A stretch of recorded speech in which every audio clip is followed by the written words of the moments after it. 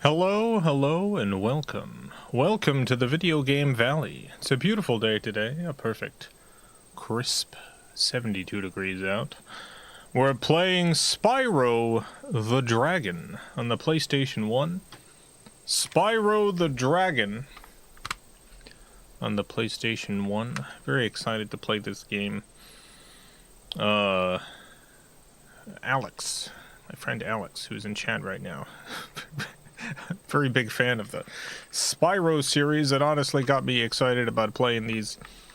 So you can thank Alex for this game showing up on the list. I've never really played the Spyro stuff.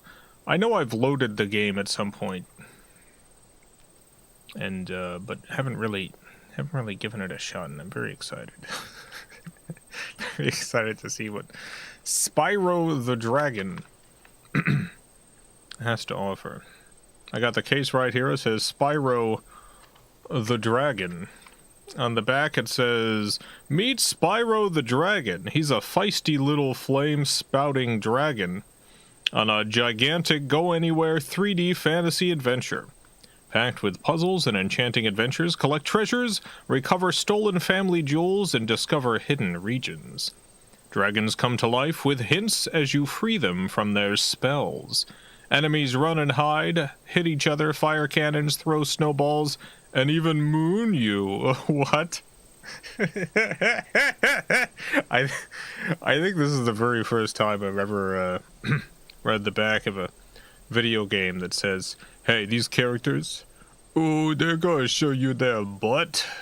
They're gonna show their butt to you, maybe. Take full flight in secret treasure rounds, shoot down planes, fly through rings and arches, and more. 3D gaming never looked so good," says Game Informer. Well, yeah, excited to see all that. Spyro the Dragon on the PlayStation 1. I had considered playing this a couple weeks ago, but the day that I picked, I realized Alex was actually going to be over. And it felt cruel to play it then, so it's today. Spyro the Dragon, here we go. Oh, I hadn't switched to the screen, sorry. Memory card, slot 1. Memory card in slot 1 does not have a save file. Create file. Oh, it's full. Okay, I gotta... 1 second. Gotta delete some stuff. Oh, you know what? I got slot 2. I have a memory card in slot 2. This'll work. Here we go.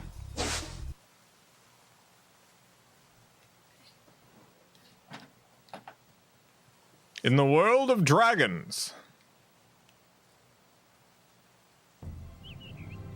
Okay, rolling. Oh, it's been peaceful here in the 5 worlds, or is it 6? For a dragon's age. We now have 12,000 treasure, or is it 14,000? What about this Ganasty Gnorp character? Now, I understand he's found a magic spell to turn gems into warriors for his cause. I'll take that question. Nasty Nork is a simple creature. Simple! He has been contained in a remote world and is no threat to the Dragon Kingdom. No threat! Besides, he is ugly. That does it! Impressive PS1 cutscenes. Looks like I've got some things to do.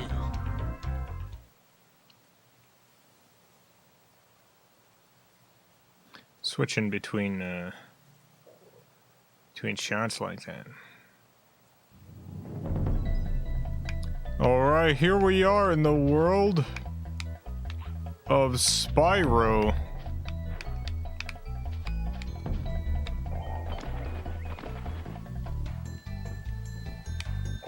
Interesting. I'll turn vibration off. Active camera.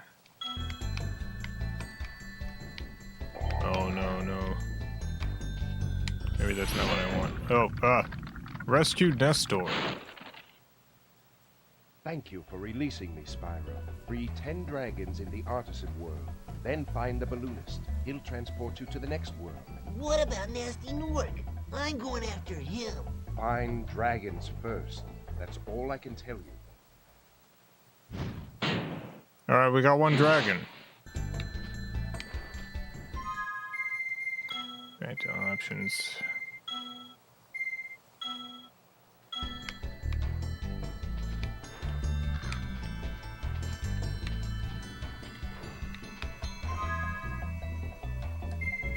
Yeah, let's save my game. Game saved. Wonderful. Maybe I do want options. Active camera. Can't tell yet. I can't. Oh, ah.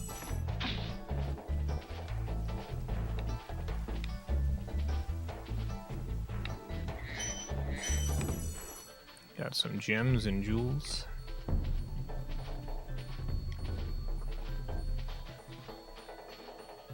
It's interesting that this game has like analog controller support, but it doesn't let you control the camera with the right stick. You're controlling Spyro with the left stick as you would in like a modern game, but the camera is the right and left triggers.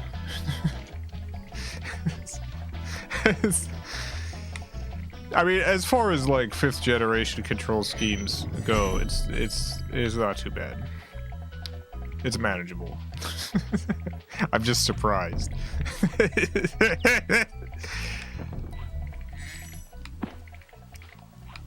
Oh my god, what the heck?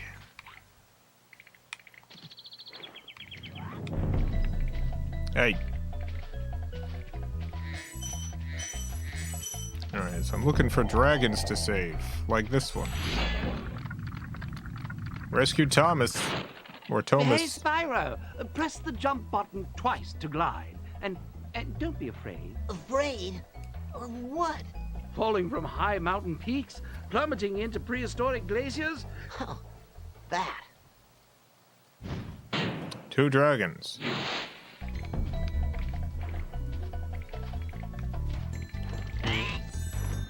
I murdered that thing. Oh my god, I can breathe fire.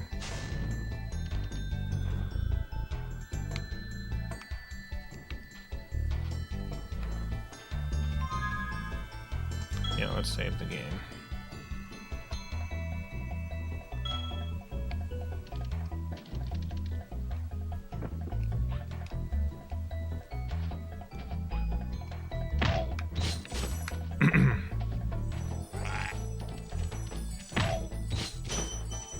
Nice.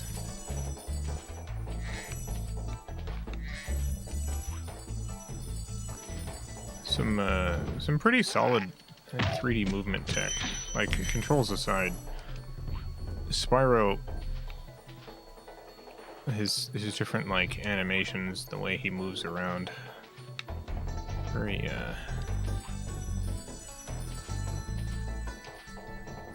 well designed. It's PS1 era 3D platformer stuff could be so wonky, but Spyro has an elegance.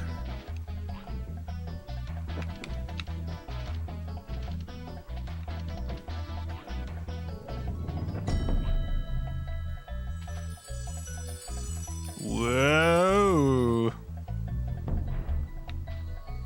I don't think I want to go to the town square yet. I haven't done enough here.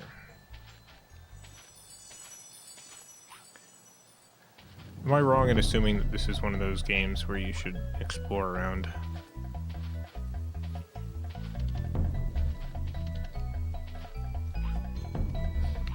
This is also the first one. They improved it in the next. Oh, I bet. I mean, already this is deeply impressive for this era. Like, when you compare the way that Spyro moves around to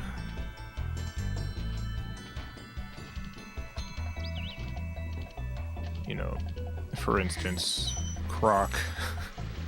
A game I do very much like. Where's Nasty Nork? Extraordinary what they're doing here. Keep your horns on, Spyro! You have much to learn first. Do you know what the dragonfly following you is doing? His name is Sparks, and he's helping and protecting you. Keep an eye on him and see what I mean.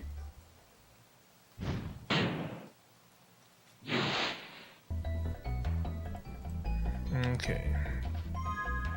Let's save again, why not?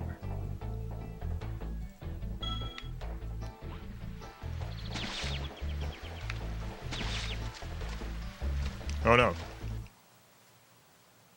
Okay, well. Now I know that I can drown. Did that take a life away from me? Did I lose a life from that?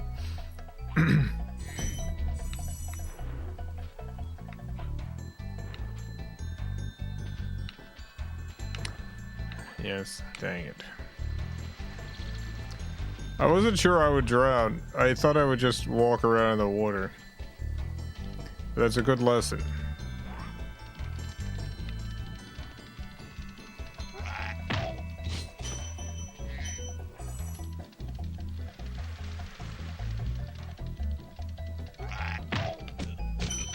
This guy's stealing all these jewels for him.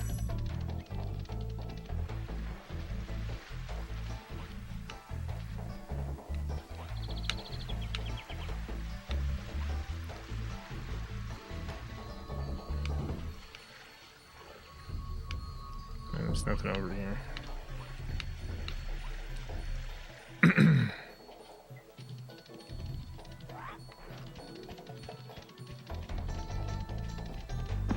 Dang it.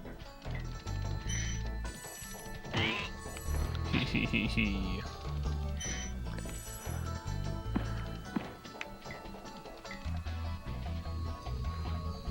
Dark Hollow.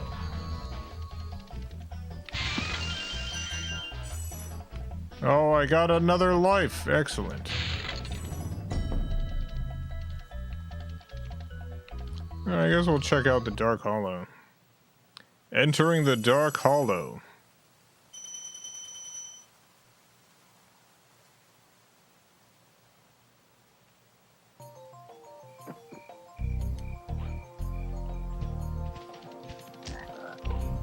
Some pretty impressive loading there as well.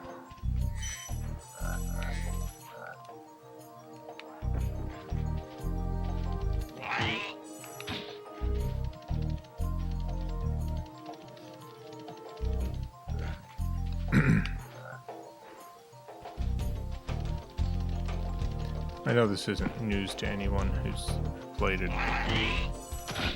Oh, no, no, no. Dang it.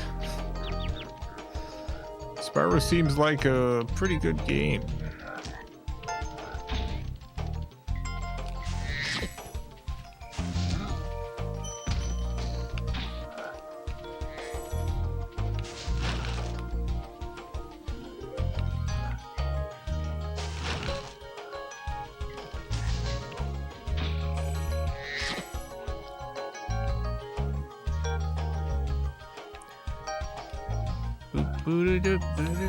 Do.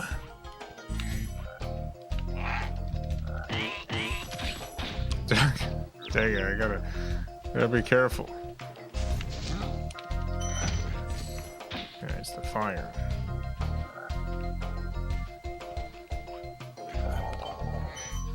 You're free. Darius. Big enemies like this Gnorc with the club cannot be charged, but a quick flame, that should defeat them. Thanks, I did figure that out, but thank you. Thank you. I don't need to return home yet.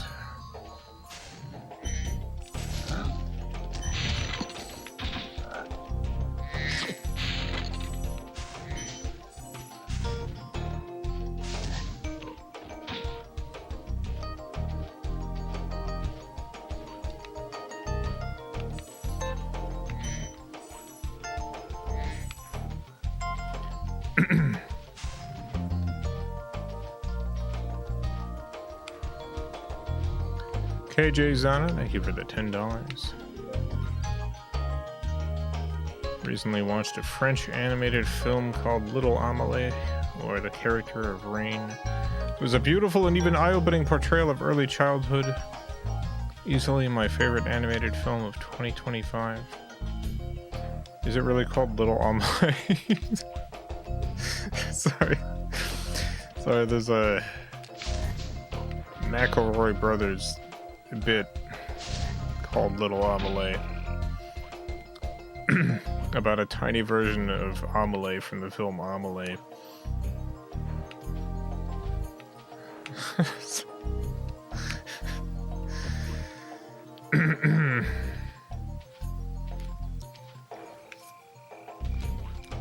want to get up there.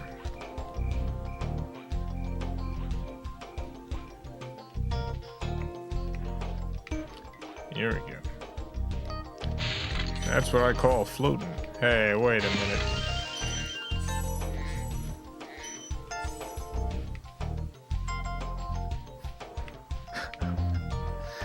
I am Amelie, I cook an egg with a spoon. I am Amelie. I sit on a spoon, I cook an egg with a spoon. Yeah. Little Amelie. Oh yeah, thank you. This is the look around button. Alright, nice.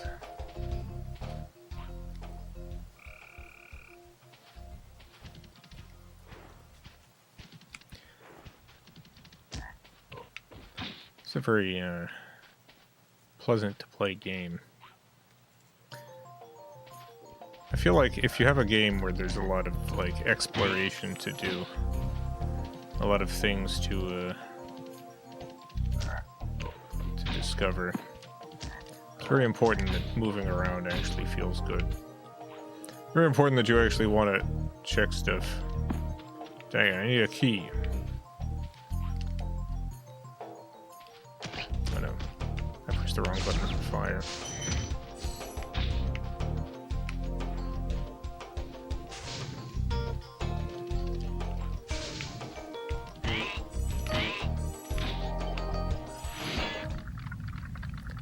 Alban! Oh, it's you!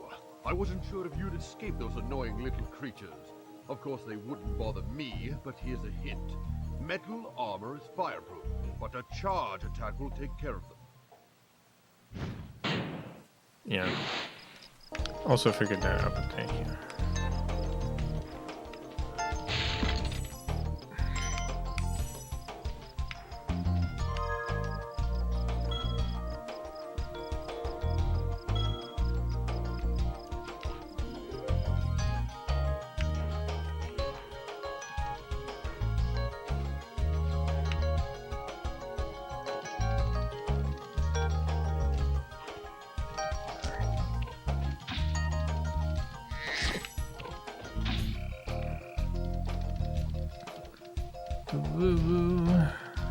Heck is that key?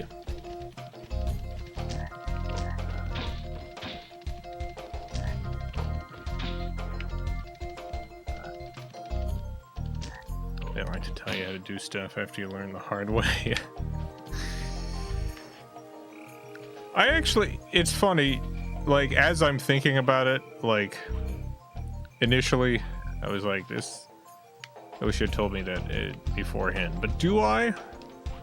I actually think this is a very clever game design, because one, it allows you to figure out stuff yourself. And two, if you either don't figure it out or don't realize what you figured out, then there's a repetition there to reinforce it so that you're more able to remember it.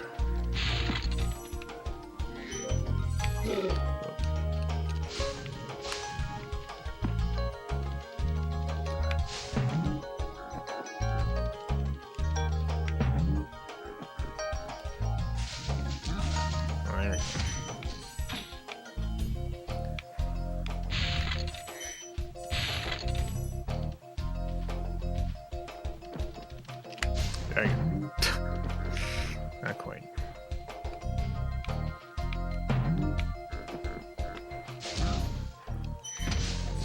Gotcha. You son of a gun.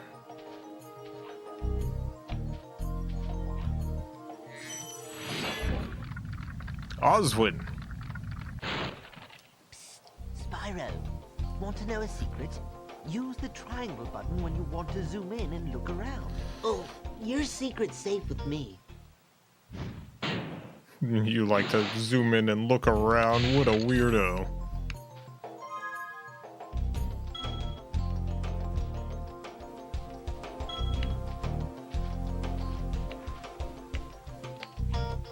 Oh, hey, it's the key. Oh, no. It's okay, we're good.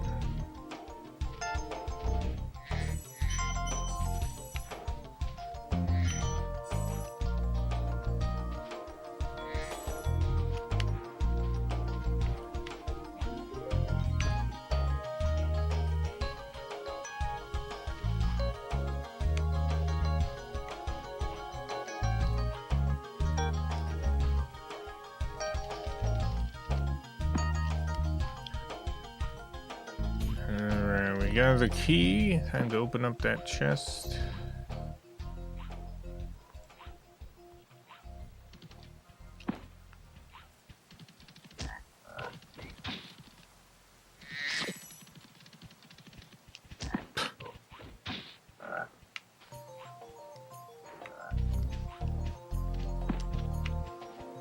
Ha ha ha ha. Look at all those jewels and gems. Gems and jewels.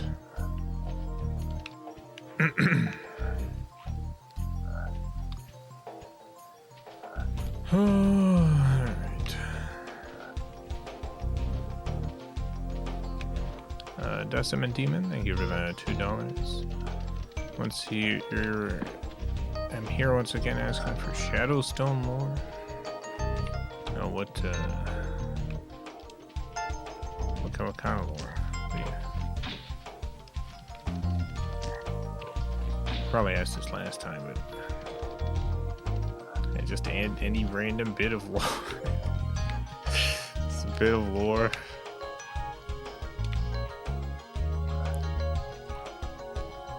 There's a squirrel somewhere named Nelvin. Not Melvin, Nelvin.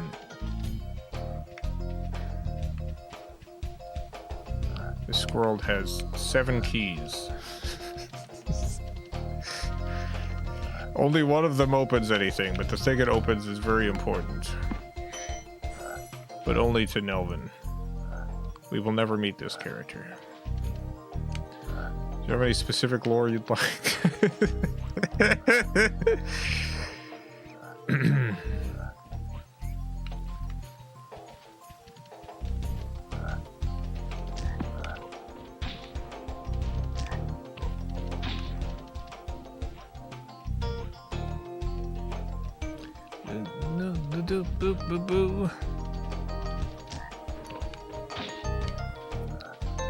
Extra life on the other ledge. There's an extra life somewhere, alright.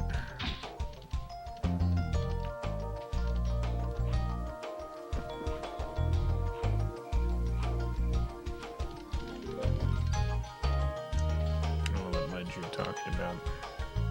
I think I've probably gotten nearly everything here. I'm not going to try to 100% it. I feel like that might sour me a little bit. I just don't have the time anymore to 100% things. Even though I'm streaming this game. Little frogs don't matter. No, but I like murdering them. It's very satisfying.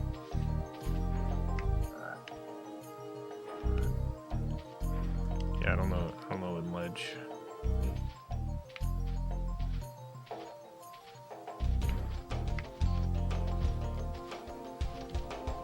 That's alright.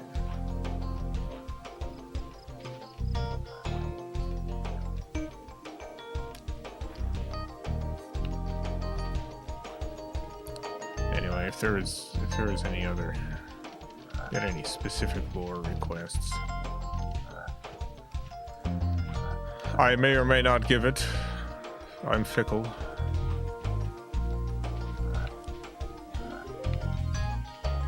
Desmond Demon, thank you for the $2. Is there an afterlife for the animal?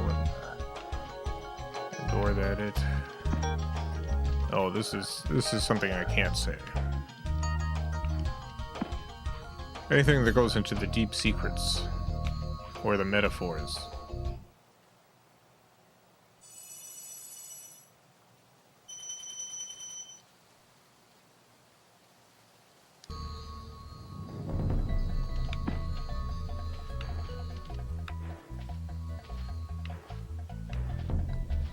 Alright, well that was interesting. Yep.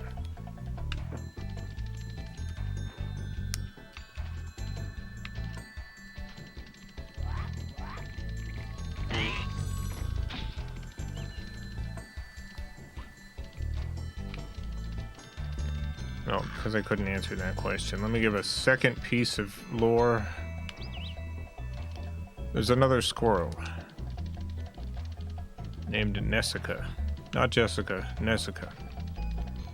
This squirrel also has 7 keys.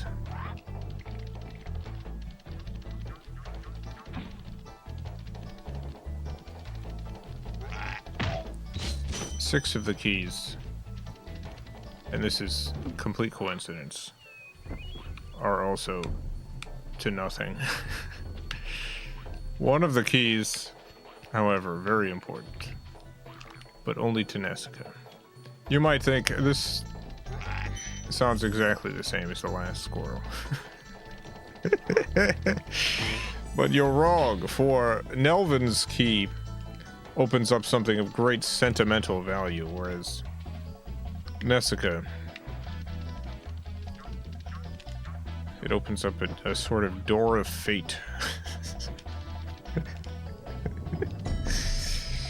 Nessica's greatest journey will begin once she uses that key. We will never meet Nessica, and neither will Nelvin. Alright, what's this door? No, whatever it is. Stone Hill!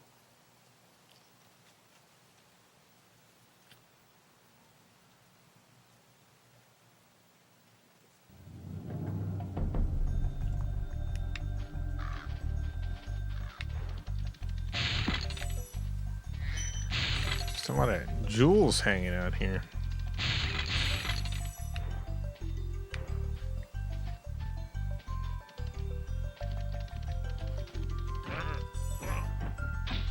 Wow. I'm really good at ramming things. I'm even ramming the rams. My God.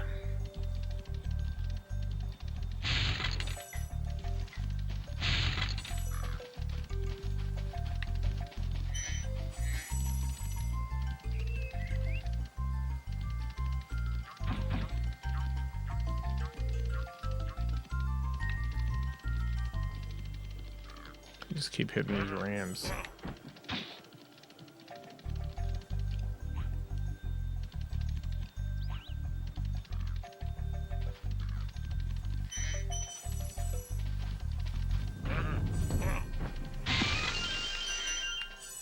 Can I tell you something? Do you know, you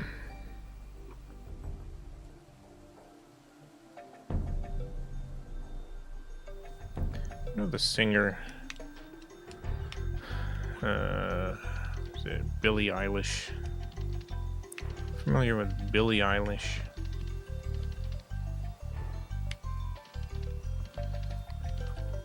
I heard I saw a clip from a Billie Eilish interview recently, and I swear to God, I did not know that she was not British.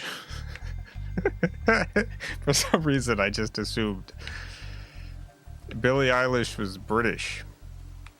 But no, she's American. I thought she was British. Here's the thing. Billie Eilish sounds to me like a British name. And also, she looks British. I just thought she was British. But, no, she's not British. She is not British. After you freed all the dragons, pass through this fancy vortex thingamajigger. It'll take you back to the artisan home. But first, let me tell you a story. No thanks. See ya. Wow. Why rude. Respect your elders, Spyro. Listen to their terrible stories.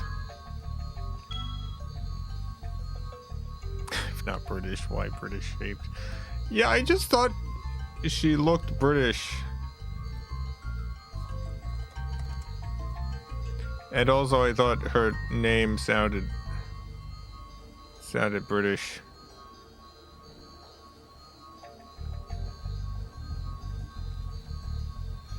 This is on me though.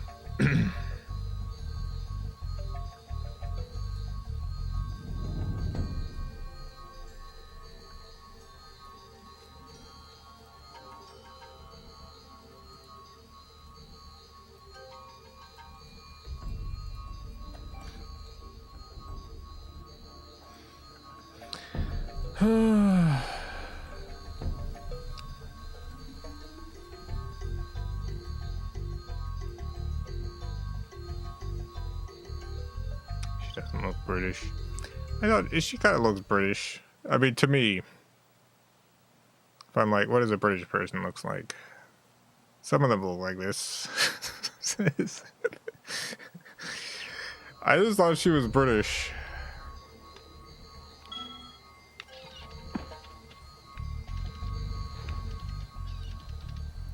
Does looking British mean? I don't know.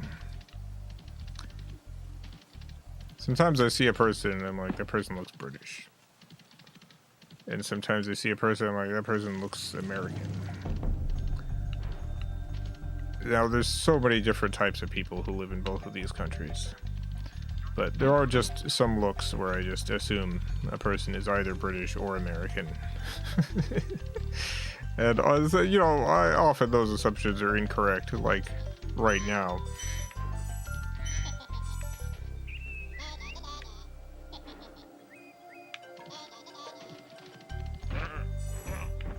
What the heck? Is that a wizard? My god.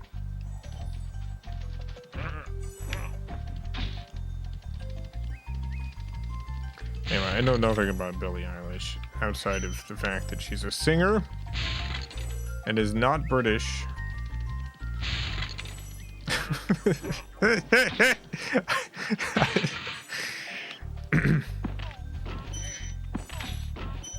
Those are the two things I know. I know nothing about her music. Just gave you fun trivia about her mom. Oh, I missed it. I still only know two things. I missed the trivia. Now I had the opportunity to learn one more thing about Billie Eilish. My friend still thinks you're British after I explained you're Greek American. Yeah, I don't feel like I give off British vibes. I mean, after I heard Billie Eilish, neither does she, but...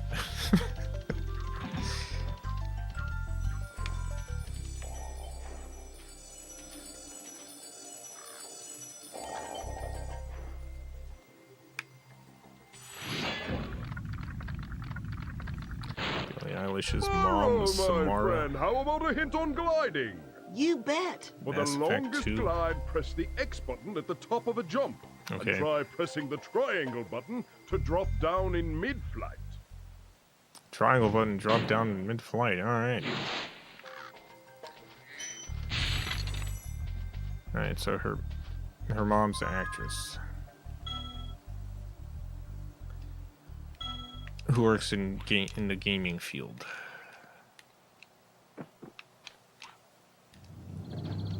Alright, nice.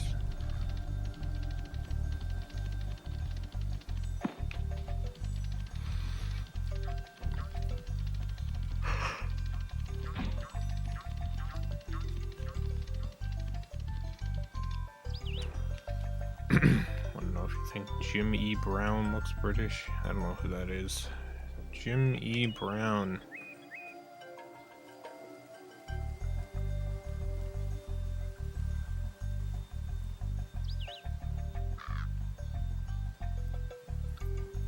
Yeah, I mean, that's a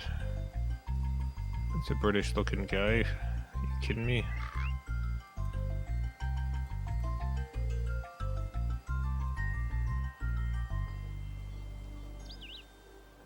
I don't really understand the photos that are coming up, but yeah, I mean, this guy looks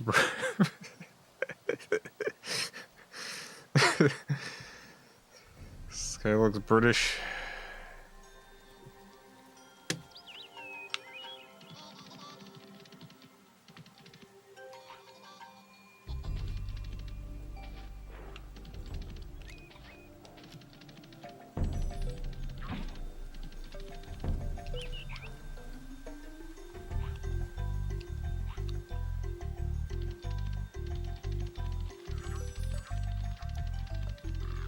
I heard someone taunting me, but I don't know where they are.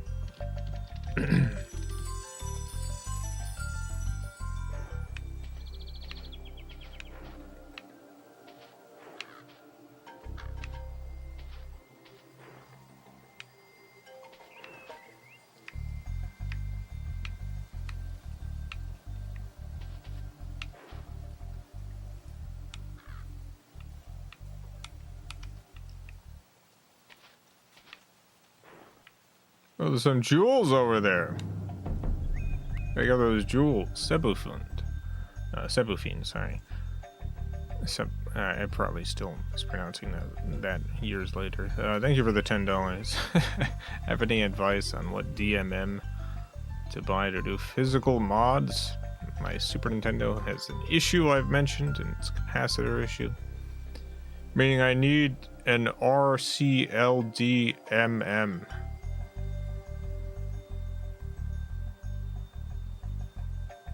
Zon sees all scams and real vendors are absurdly priced.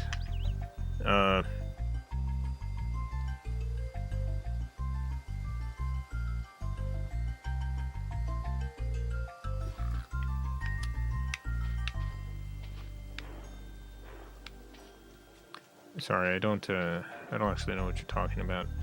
It's DMMs. So no, I do not have any advice on which DMM to buy to do physical mods.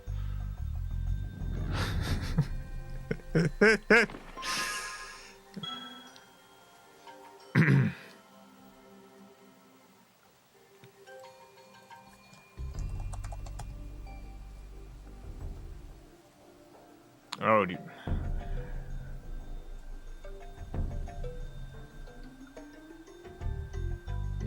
mean a multimeter?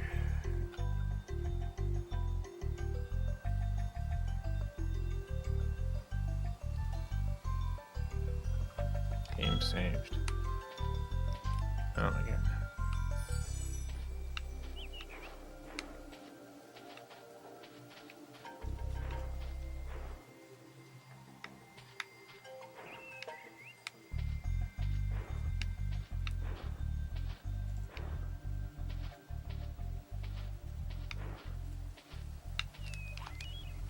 There we go.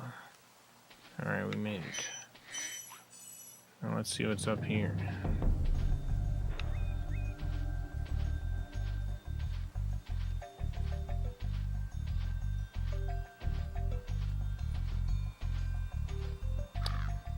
Yeah, apologies. The extent of my knowledge for console modding and repair and stuff is soldering iron, multimeter,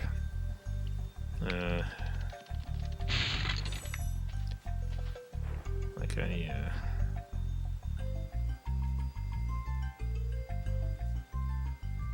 DMMs that only measure voltage or current, can't measure capacitors and stuff.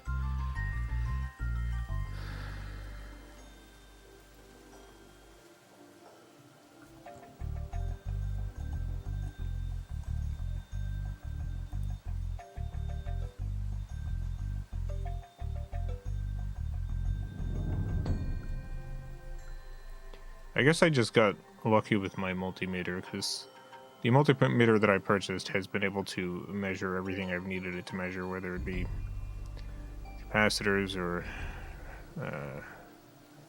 backup battery strength or just...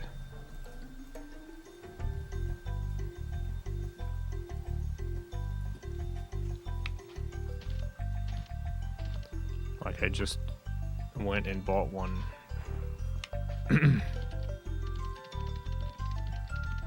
Without much thought to what I was buying. Oh, I can't go there. Okay.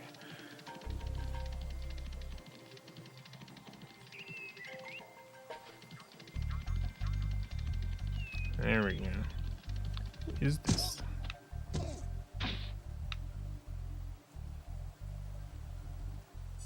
I got egg. All right.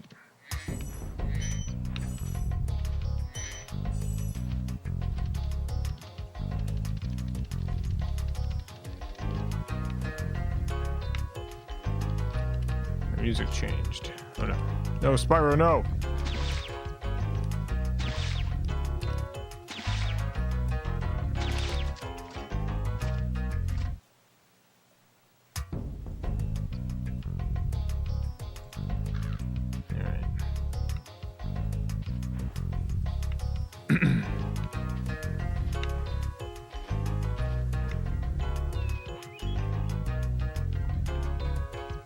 But yeah, no, apologies. I'm not, like, enough of an expert at this stuff to give you a recommendation. You're asking questions about problems that I've never tried to solve, so...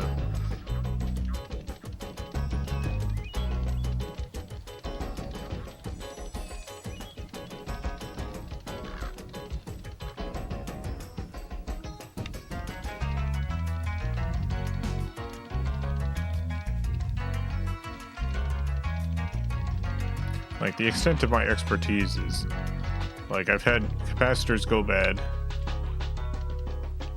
and I've purchased a replacement kit. Purchased a, specifically, like, a kit that was for that console with the correct capacitors and just replaced them.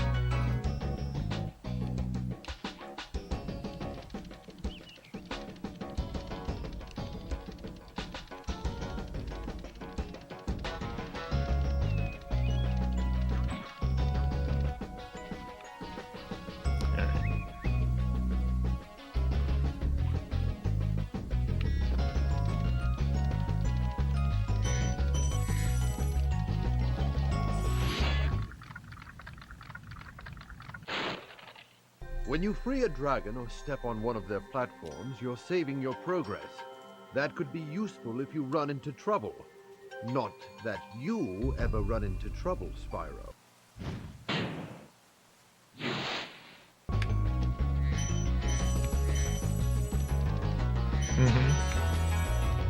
So many treasure chests.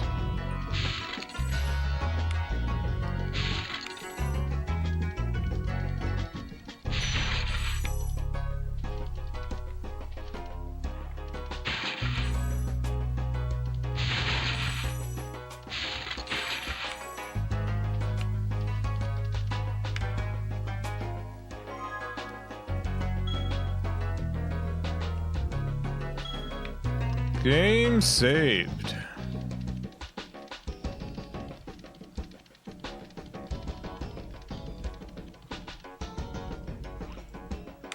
Let's go down this hole. Wow, it's another dragon. Watch the dragonfly, Spyro. His color indicates his power. When he eats butterflies, he stays strong. Like me. Sure.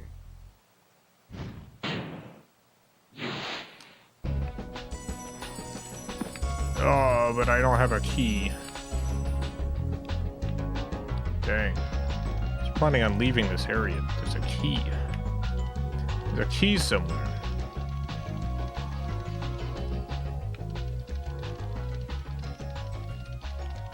Gotta find that key.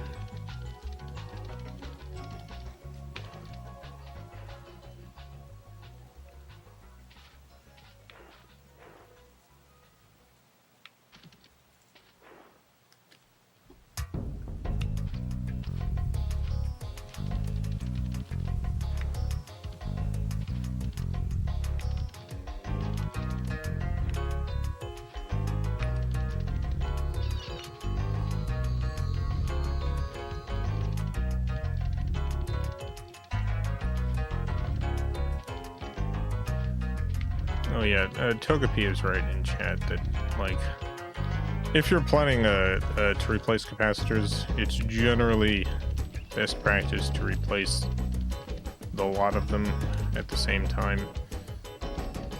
The reason for this is all capacitors go bad at some point. So if you're having a capacitor issue, you replace all the capacitors, because even if you replace the bad capacitor, another capacitor is going to go bad at some point.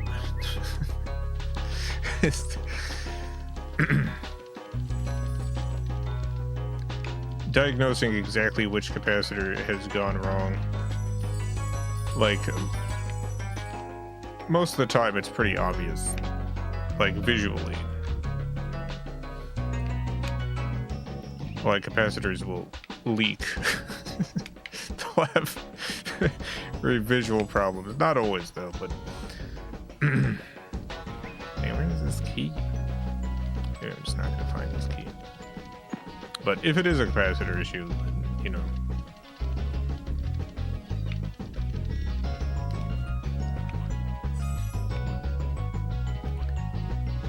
If you're confident enough in your soldering skills to replace them.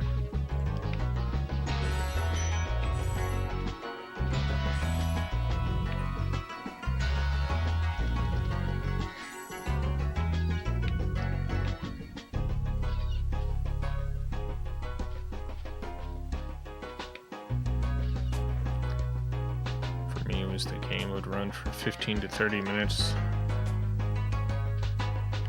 Just crash and start over. Yeah, problems that are timed like that are often capacitors.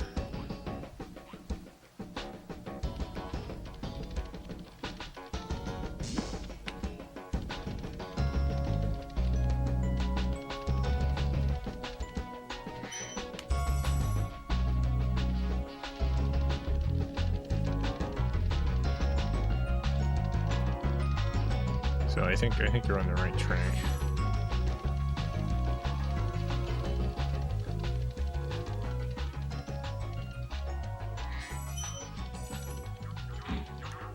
I mean, most problems with old consoles is capacitor based.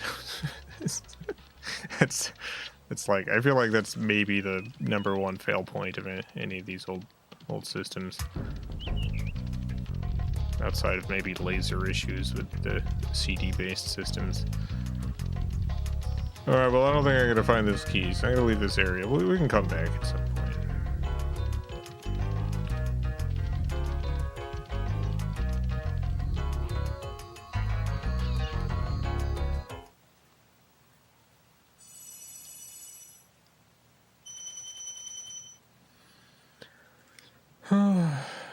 I've got a Super Nintendo that I've got to replace the capacitors on soon because of sound problems. I've just been putting it off.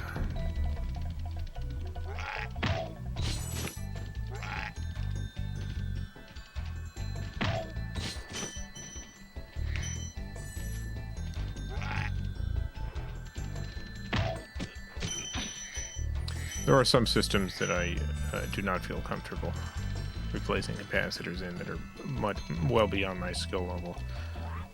I had the my Casio Loopy professionally looked after by Sound Retro Co. Krista from Sound Retro Co. She did an excellent job. Replaced the capacitors both in the system and also in the power supply.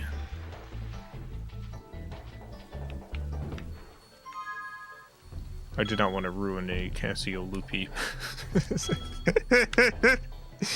Because I have docked up while soldering before. Nothing catastrophic, but... I'm not extremely good. I'm just good enough.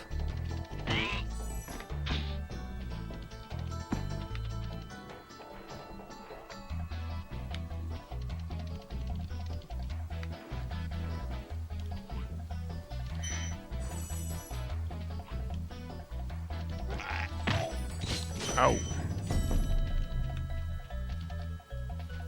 Hey.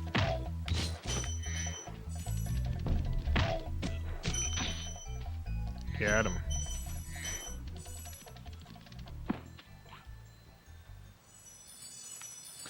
The more of this I play, the more impressive it is what they've managed to put together in the PS1 era. This just plays really well. I understand now why so many people are so passionate about it. I'll be honest, I kind of, even though I heard great things about this game, it is a PS1 era platformer.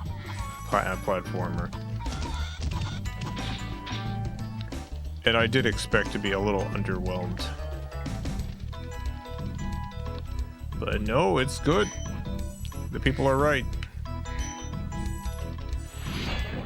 The people, they're right about Spyro. Welcome to Town Square, Spyro. Begin exploring by gliding to that area with the bulls.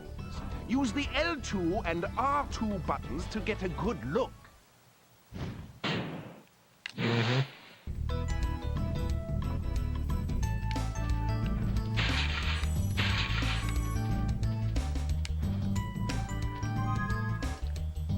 Yeah, I'll save my game.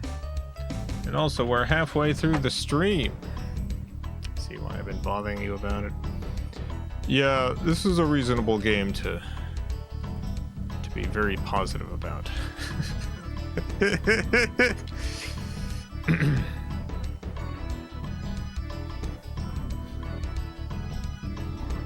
good stuff. I understand now.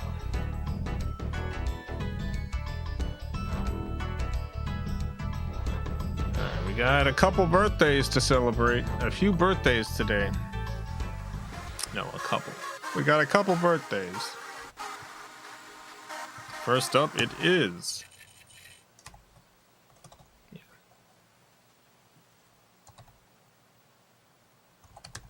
Catherine. Happy birthday, Catherine. I had to be extra careful about the spelling because there are many, many Catherines in my family. And also many, many different spellings of Catherine in my family. Did I make sure I did not get this incorrect? All right, happy birthday, Catherine.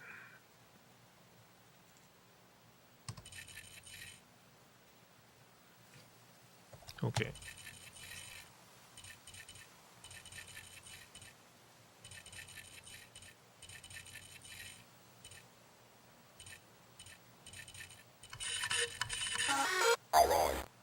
Date has been calculated. Let's fill out your birth fate card. What is your luck number for the year? It could be one of an assortment of numbers. 410. How about your letter? Oh, very complicated. What the heck? What is this? How's the weather?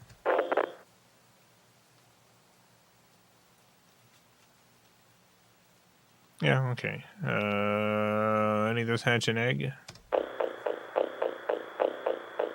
Nope. Got a joke. Birthday machine has written a joke just for you. Here is your joke.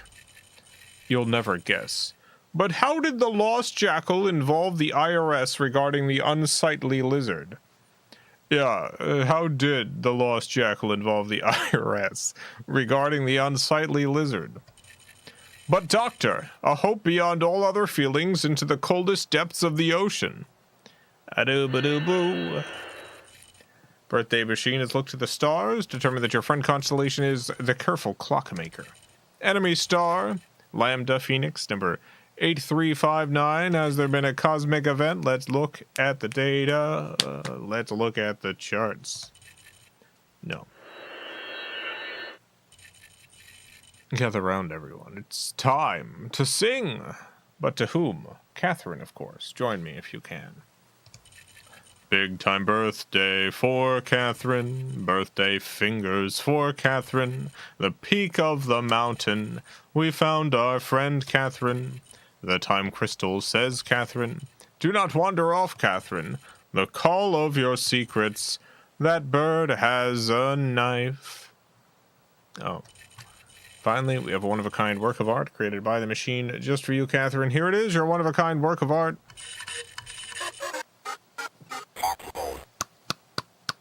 Wonderful.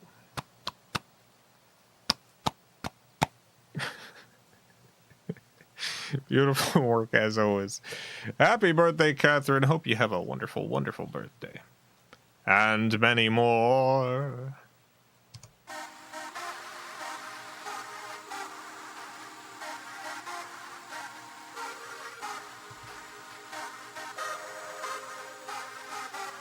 All right.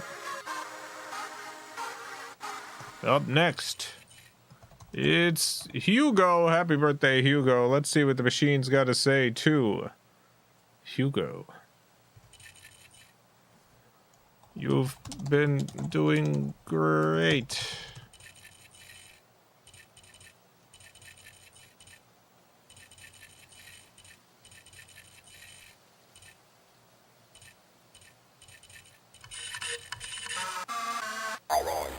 Date has been calculated. Let's fill out your birth fate card. What is your luck number for the year? Could be one of an assortment of numbers. It's 102. Interesting. How's your letter? Yeah, just a little letter pile there. How's the weather? The tree, no! Any of this hatch an egg? No. Got a poem. Birthday machine has written a poem just for you, Hugo. Here is your poem. A queen, an angelic birthday machine. The queen expects, the birthday machine borrows music. Sunlight, sunlight. Achieve sunlight, achieve need. Birthday machine need. All right, birthday machine. Birthday machine has looked to the stars, determined your friend constellation's the nervous singer. Enemy star, Chai Fei, number 2724. Has there been a cosmic event? Let's look at the data and the charts. No. Gather round, everyone. It's time to sing. To whom? Hugo, of course. Join me if you can. Let us find for wish, Hugo. Birthday miracle, Hugo. We march to our future. Wait, where are you, Hugo? Beep boop beep beep beep, Hugo. Share a sprite, registered trademark, with our Hugo. The wind guides our daggers. Your data is mine. Finally, we have one-of-a-kind work of art created by the machine just for you, Hugo. Here it is, your one-of-a-kind work of art. I love you. Wow. What a piece. Beautiful, evocative. Hope you have a wonderful birthday, Hugo. And many more.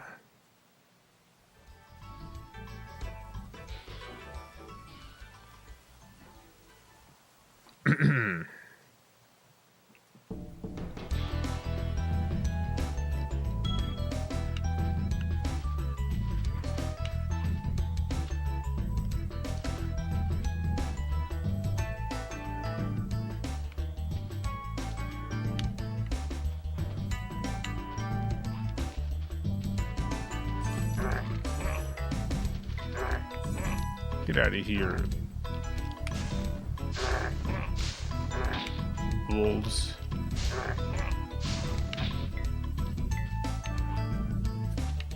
Do boo boo boo boo boo boo.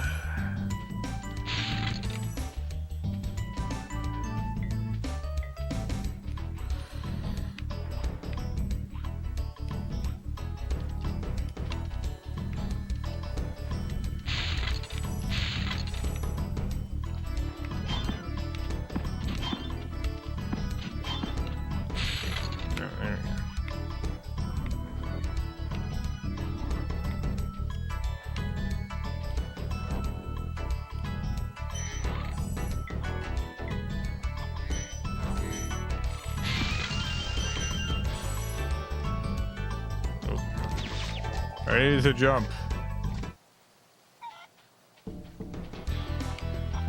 Dang it. Son of a gun. Alright, well, that's fine.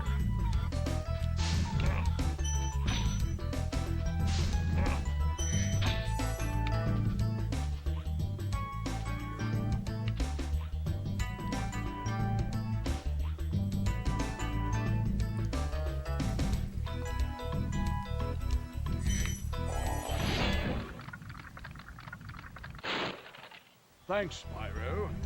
I had the worst itch on the tip of my wing. Oh, did you know that you get your longest glides by pressing X at the very top of your jump?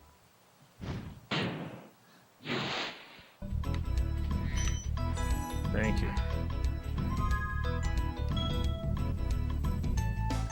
Do you meow with your cat, Jason? No, I don't meow with the cat. Either cat. I do talk to them. But I use human words, or I sing.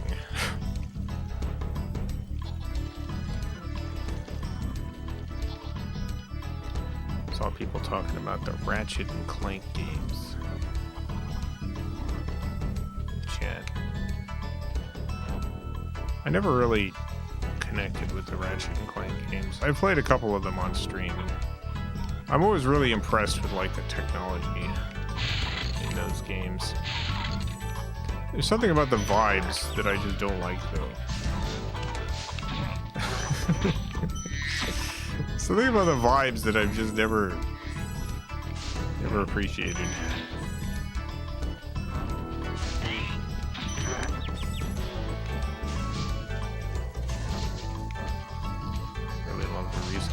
PS5. I played that one. I played the PS5 Ratchet and Clank game. And I thought like gameplay wise it was extremely fun. It was a very fun game. But it's one of those games that I just get like, as I think about some of the themes and the messages, I just feel like I want to write a video essay about how much I hate it. I just want to write the angriest video essay. Spyro, did you see a man dressed in blue running around here? He's a thief, and he's stolen a dragon egg. You've got to track him down and get that egg. Run! Run! The egg! No! I'm getting a little winded.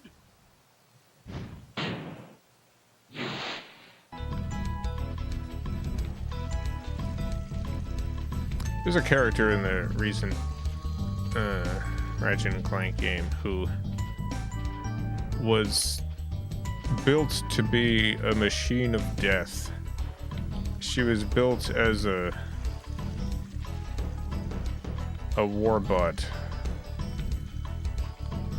And her arc ostensibly in the game is like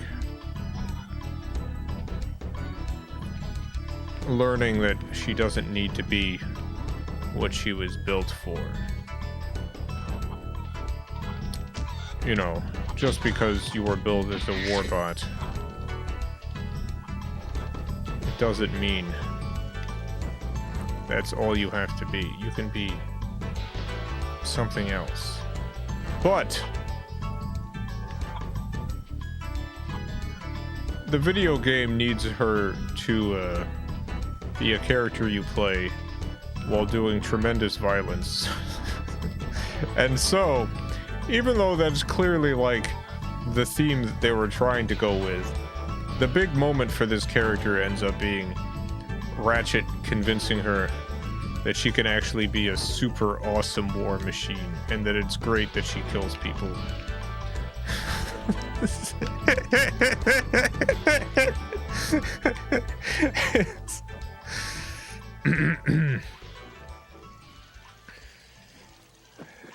It's a very disturbing twist to the story.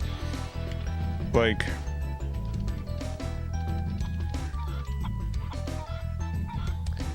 it's one of those things that I find deeply sinister as a story beat. in a world in which, you know, government really wants you to participate in its systemic violence, and it's a radical thing to reject that. To have a story in which a character is built to be a machine of war, and the lesson that she learns is that she should be a machine of war.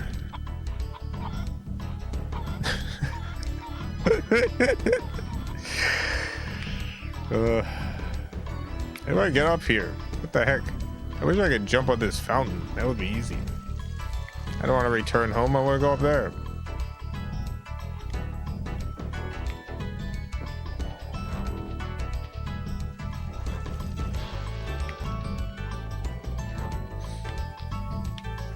But yeah, I don't think that the people writing this story were like trying to write a pro-military death machine story.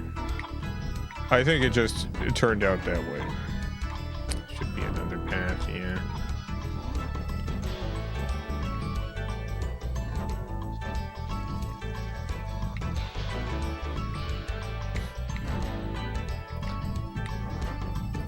You know the movie Iron Giant? Imagine if in the movie Iron Giant, I'm not going to spoil what actually happens at the end, but imagine if at the end of the Iron Giant is convinced that he should actually unleash a barrage of death upon the world.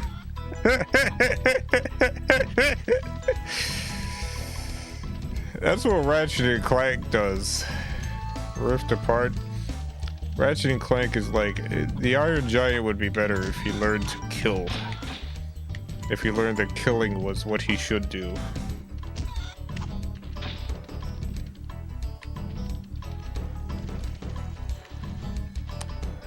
Yeah, I have no idea how to get there.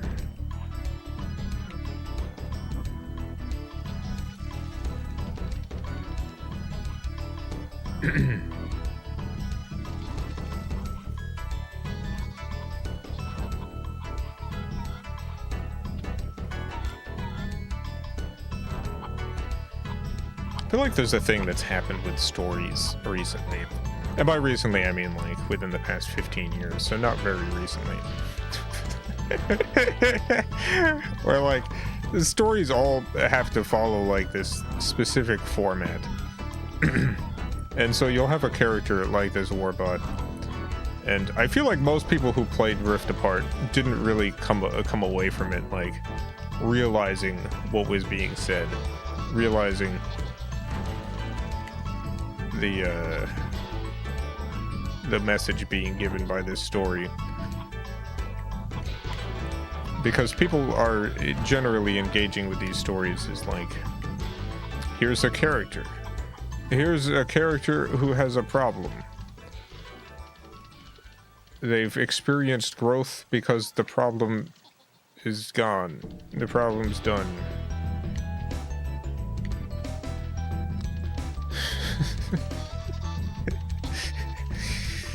You're not really supposed to think more about this problem, about the qualities of it, about what it means to solve this problem. Where am I going? I really can't figure out how to get there. All I'm really doing is jumping around now.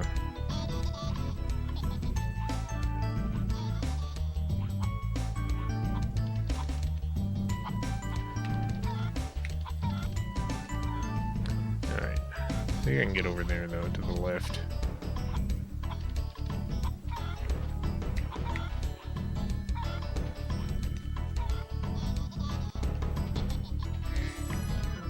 Alright, well, I've gotten somewhere. I can get this egg. Hey! Son of a gun!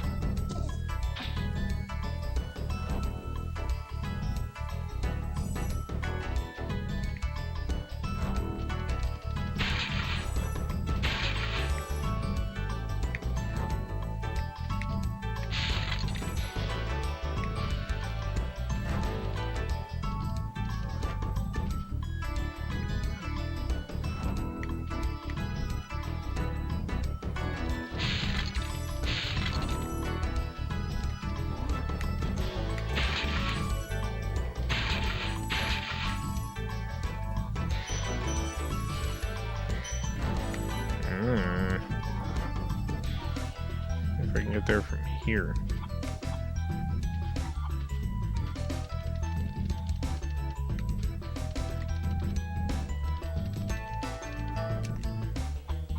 No!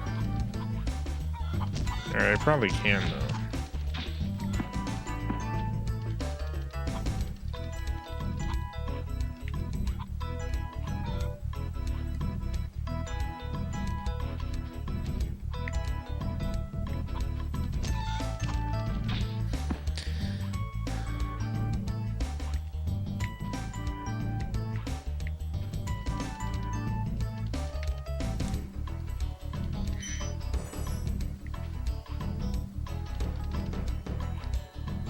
But a running start won't help. Okay. I'll stop running start then.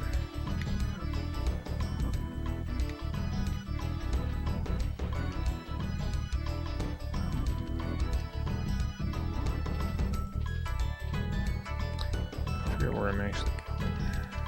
Direction.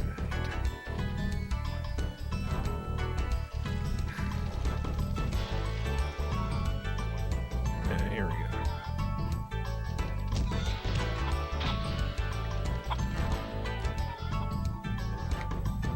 Nope.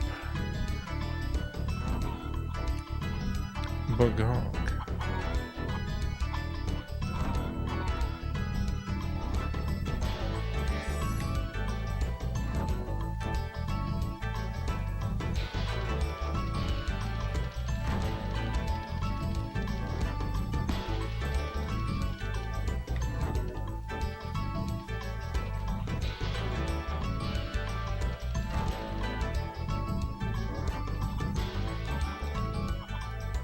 Yeah.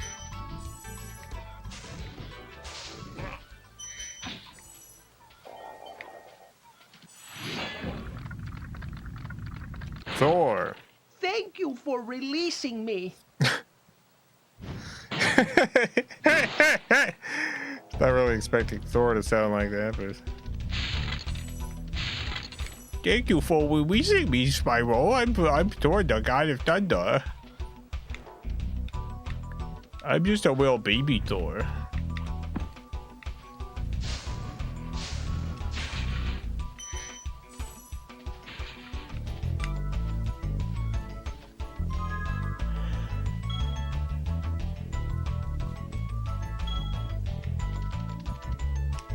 And let's return home.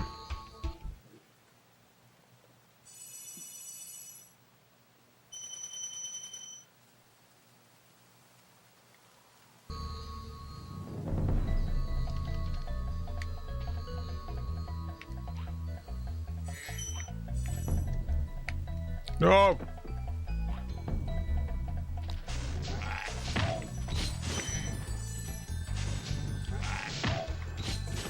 Sin again.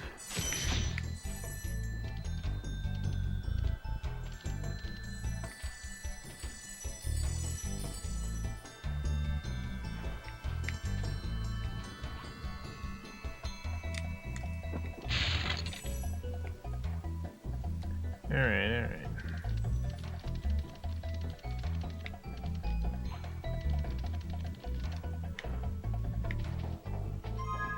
Yeah, I'll save again, why not?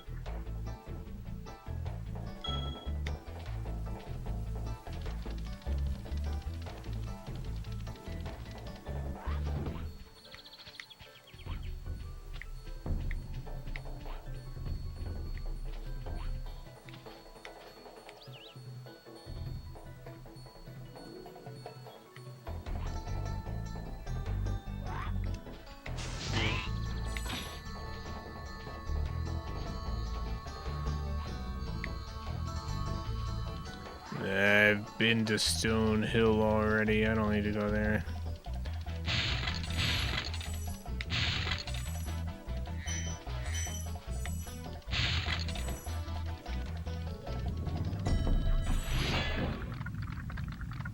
Argus! Cool flash. Do that again. The artisan's boss is through a portal behind me. You can challenge him now, if you feel you are ready. I don't know that I am ready.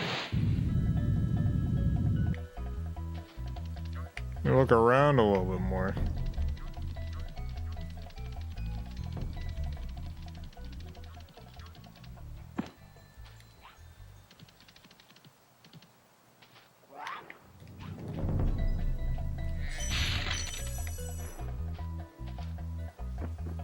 I've almost got my setup complete for the letter writing streams and for ghost drawing streams and all sorts of other streams. Previously, it's been a bit of a hassle to get those going, which is why they happen so infrequently. What the heck? Marco the Balloonist. Wow, I see you've been busy rescuing dragons, Spyro. You may travel to the Peacekeeper's world if you like. Yeah, why not? I don't know where that is, but yeah, let's go. Off we go.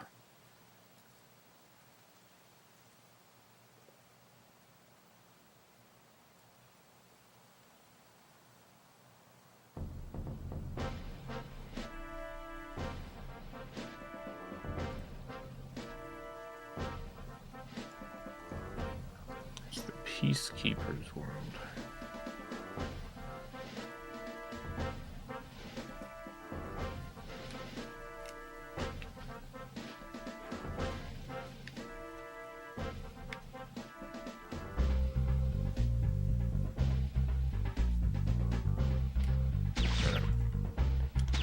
No.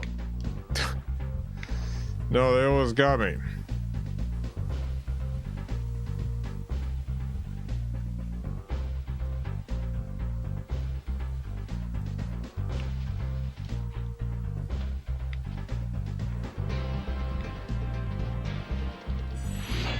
It's just like a whole other zone. Welcome to Peacekeeper, Spyro. Look how our treasure has been turned against us and stolen. Recover our treasure, Spyro. Collect treasure. Got it.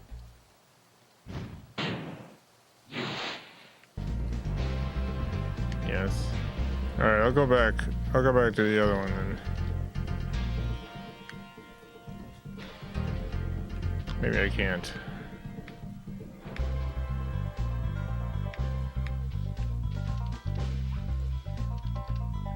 Malvazar, thank you for the $2. Just woke up 5 hours later from a 45-minute nap. That's how it be sometimes.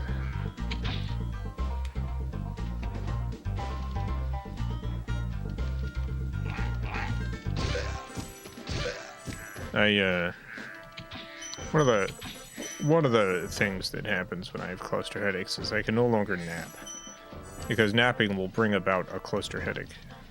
Like if I try to nap, within like 20 minutes I'll be awake again with a cluster headache. So there's just no naps. No naps allowed, which sucks.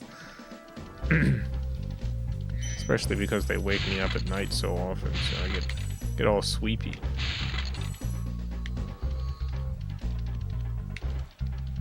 Yeah, I just can't take any naps. I want a nap. No naps for me.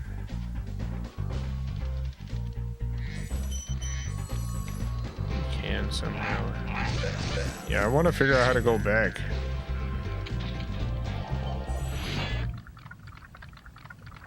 Magnus. Hi, Spyro. Hey. Sparks the Dragonfly has been doing a good job protecting you.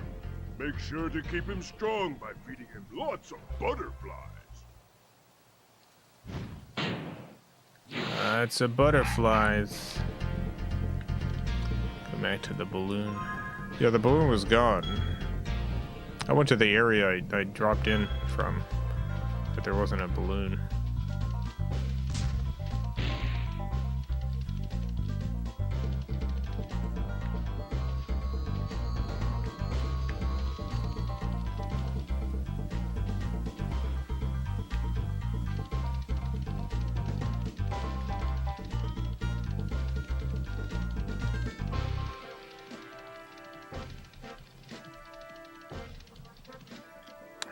Yeah. Oh no. No.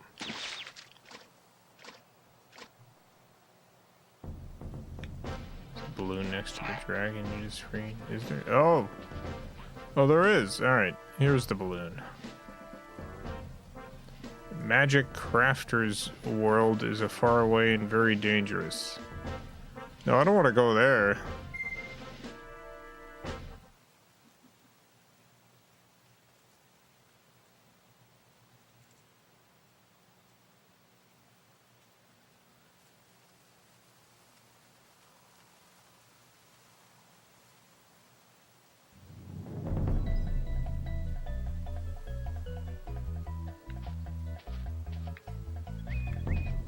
Alright.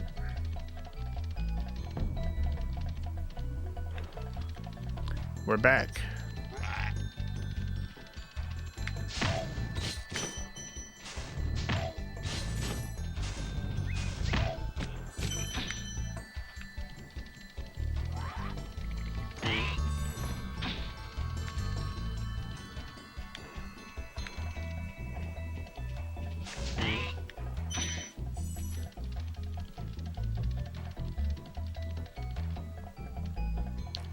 See if there's any areas here I haven't gone to yet.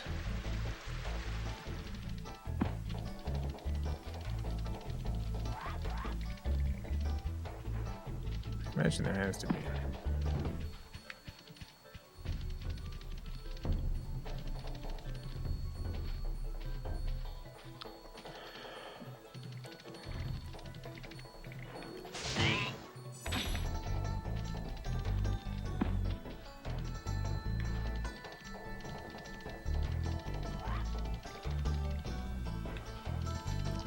Jump on those circles in the fountain.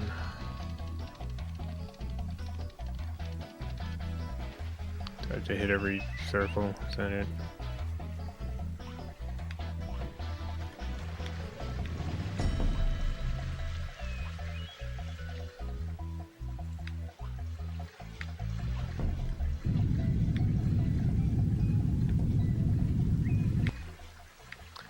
Okay.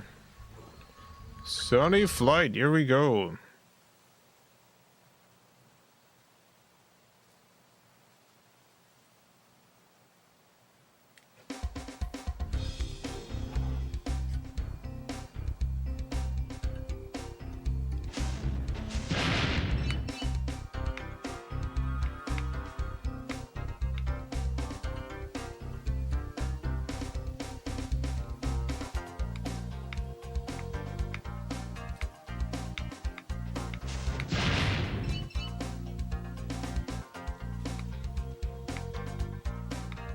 Boo boo boo boo boo.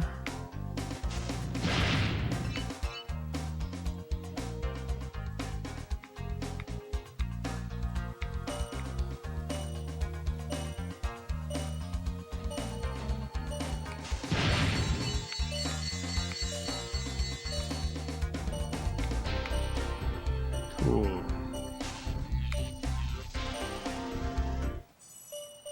Time is up. Is that good?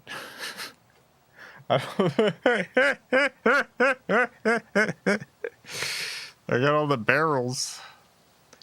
I didn't even know there was other stuff.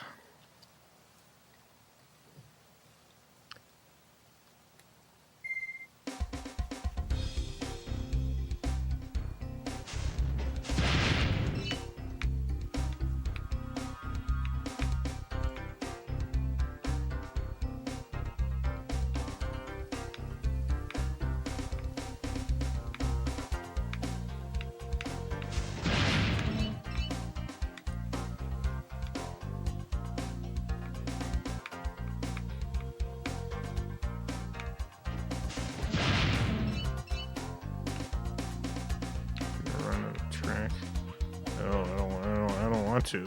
Oh my god. No. I shouldn't have run on the track.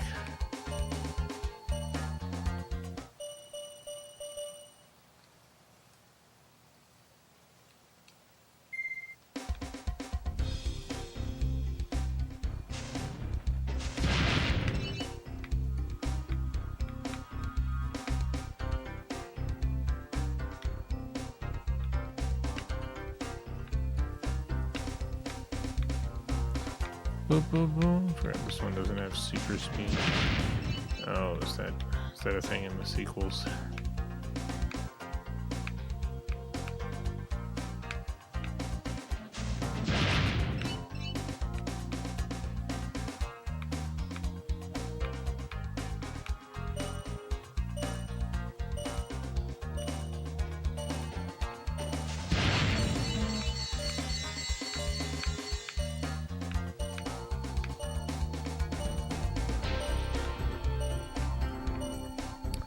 Yeah, I don't think I'm gonna do any better than this. That's fine. I'll go fight the boss.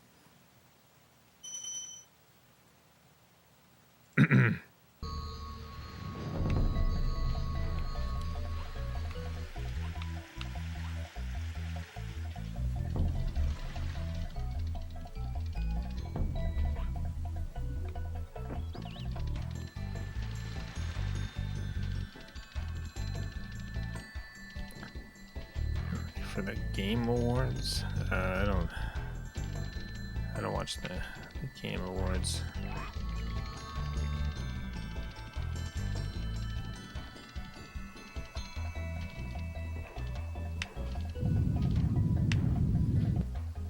Like, you know, I feel like people have a general understanding that, like, most award shows are nonsense, that they're like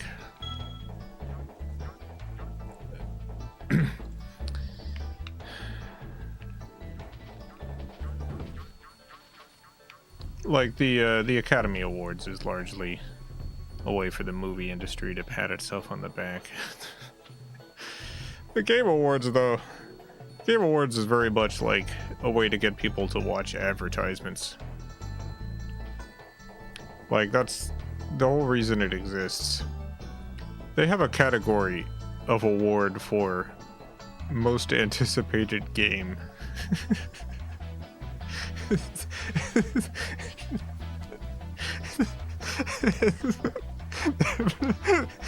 They have an award for most anticipated game. This is not a serious awards show. This is a series of advertisements. You know,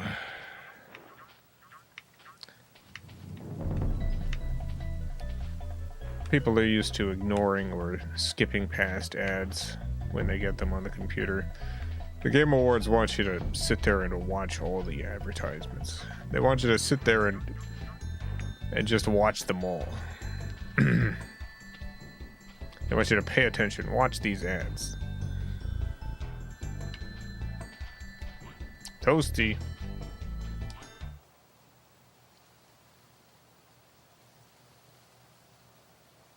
Confronting Toasty.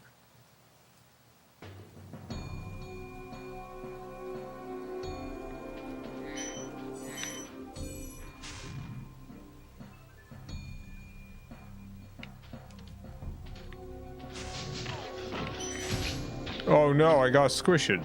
My god. Oh no, wait, what the heck? Spyro, no.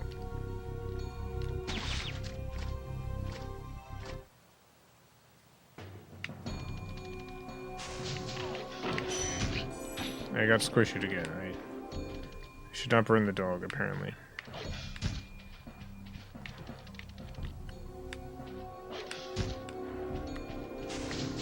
Maybe I need to double burn the dog. That was it. I have to double burn the dog. I thought the lesson was don't burn dogs.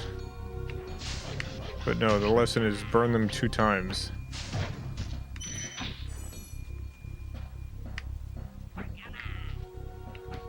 The only games considered for awards in the Game Awards are games that pay to be in the Game Awards.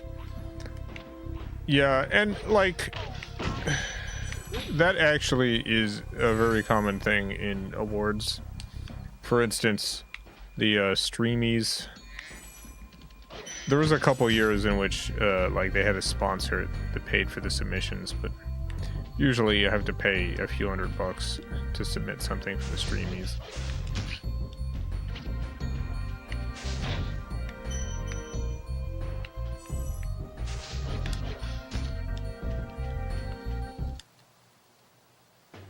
Dang it.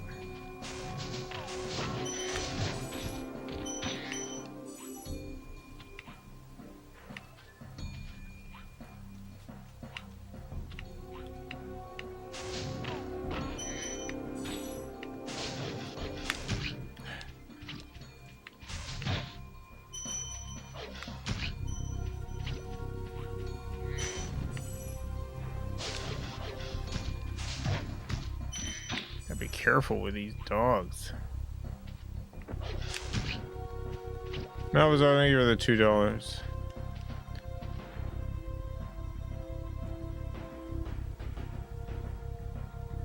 Stop with your anti-dog war crimes.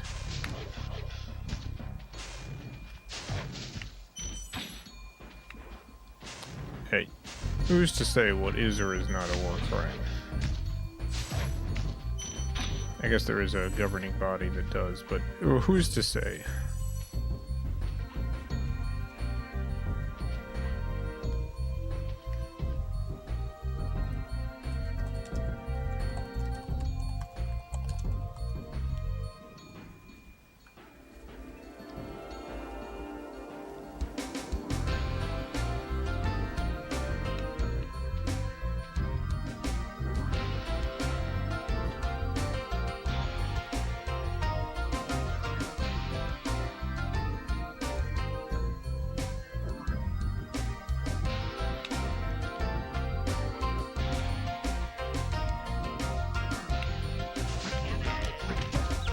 God. I thought I had gotten out of the way.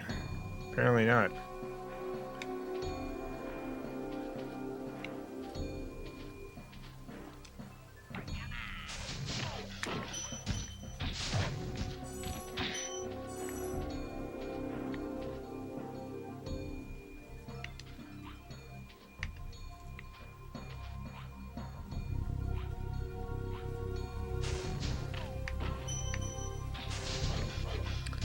Games do not pay to enter the Game Awards. There's no fee to enter the Game Awards.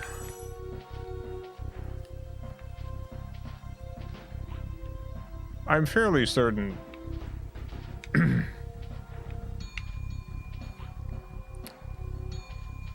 like who are the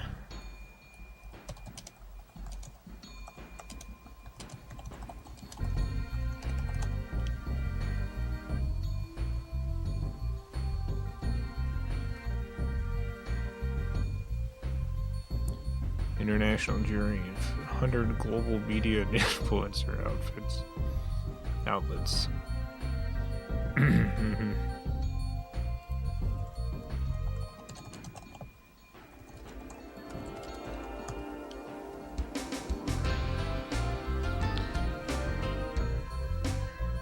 Like the whole submission fee stuff is a common thing of award shows, and not something that I think is the biggest criticism of the Game Awards, which does not have a fee, obviously. The Game Awards is put on by here we go.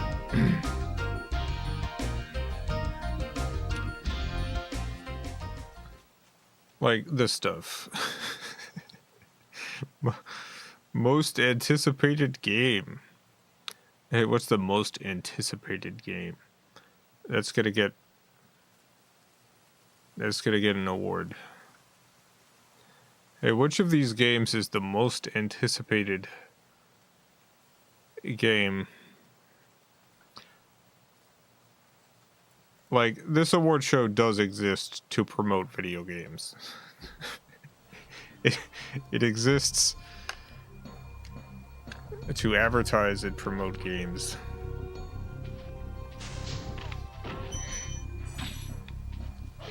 Oh my god. I don't even have to fire them.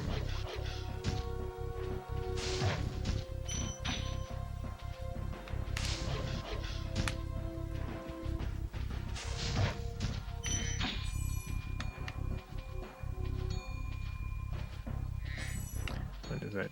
007 not looking like anybody. Yeah, it is the worst looking James Bond. Oh no, my god.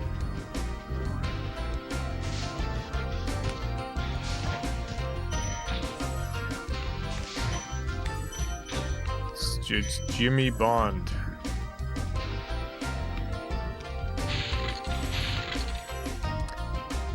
Anyone here ever watched the very first filmed James Bond?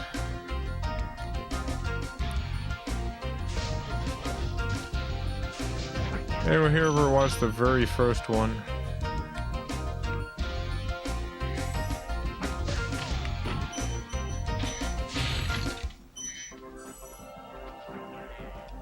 I watched Doctor No. Well, you, my friend, watched the second one. Because the very first filmed James Bond movie, based on Casino Royale, it was filmed for television. It features an American James Bond, who everyone calls Jimmy. That's right.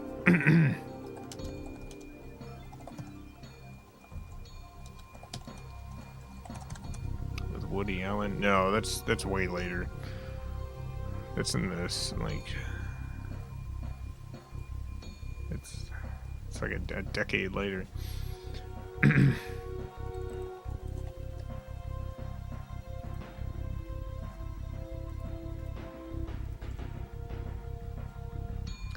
Let me show you 1 second.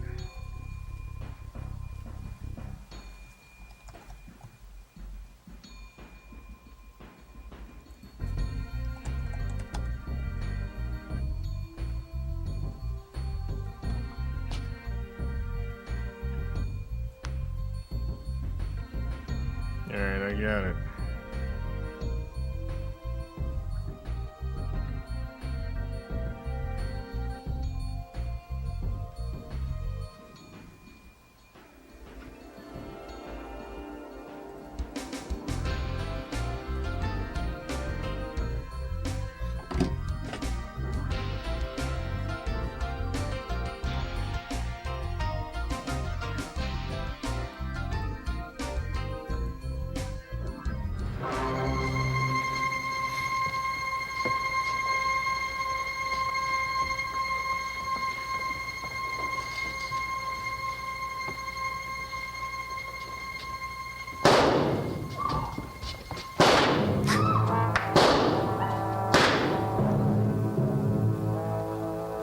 What happened, sir? Are you hurt? Oh. Still in one piece, but I wouldn't know how. That's Bond. He tried to rob you, sir. They tried to kill me. Well, I'll never catch him now. If he will please come into the office, sir.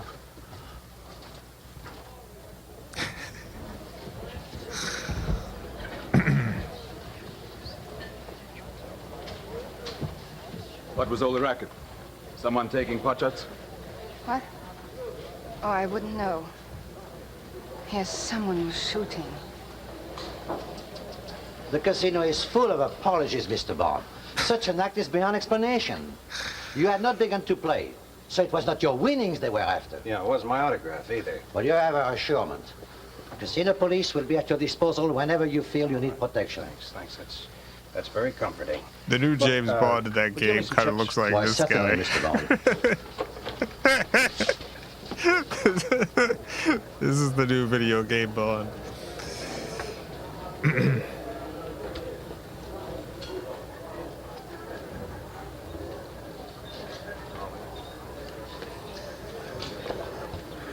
at the bank. You will never guess. Free. The bank is $500,000 francs. $500,000? I beg your pardon, but how much is that? Oh, that's about $1,500. You'll never guess who plays the villain in this. Your British money. Banco Suivi. You know, your this British game fascinates me, but I just can't get the hang of it. Well, it's like any game. You win or you lose. I'm going to show you who the, 8 at the bank. the villain And a is. 6. He lost. Aren't you the fellow who was shot? No, I'm the fellow who was missed. You happen to see it? No, I just heard about it. Bank on 1 million. Banco. Let me show you the villain. Banco, now what's that mean? I've matched the bank. For $1 million? 9 at the table. The chief. And back her out. Well, it looks like you're as lucky as they say. Hey? Oh. Pass over that check. No, I don't think so. The cheaper is Stand with Miss still, Mathis. Mr. Bond. I said stand still. That's right. It's Close Peter the door Lorre. and put on the lights. Peter Lorre, baby. Well, it seems we have a few points of mutual interest to discuss, huh? such as that check for 87 million francs. Money which was partly supplied by the French Secret Service through its agent, our little friend Valerie. Yes. Valerie Maris, agent of the Deuxième Bureau. Huh? Oh, I only found that out today. Of course, you would have died at once, but I thought I hold the thread of your life over this American. Not that he seemed to care. He still put his job first. He had to. Maybe. Maybe in any case it was a mistake. If I would have known that the French had supplied you with funds in case you needed more money. Doing a great job, Peter Lorre. French. Oh, Anyway. Yeah, that's the first James Bond. He is American. He's American. James Bond is American, gosh darn it.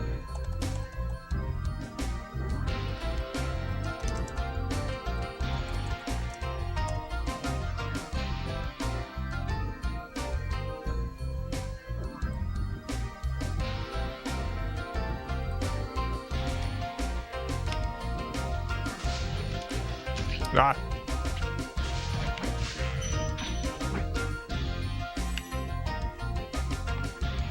I'm having a hard time with the dogs.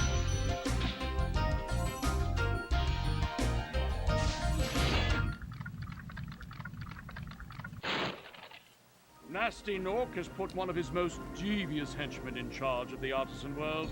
Bring him on. I think I smell a barbecue. Be careful, Spyro. This boss has many tricks up his sleeve.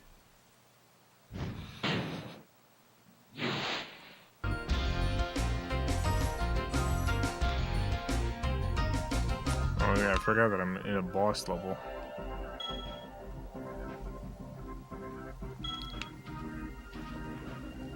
What the?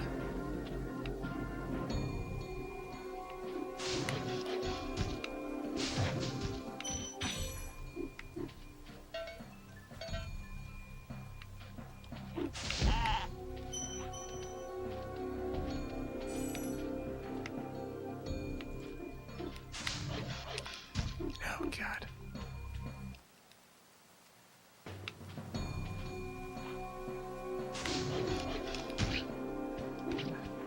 Okay, I gotta.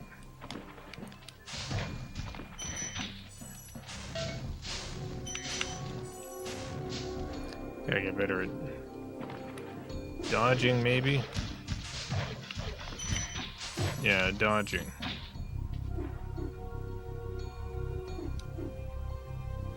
According to Wikipedia, Casino Royale 1954 is originally broadcast in color, but the only copies uncovered in 1981 were black and white.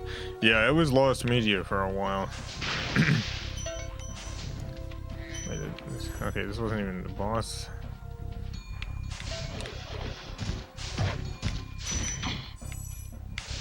Alright, these dogs less difficult now that I know about dodging.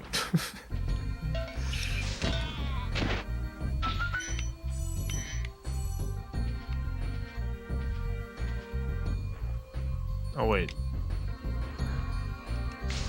That was the boss? Okay. I did it.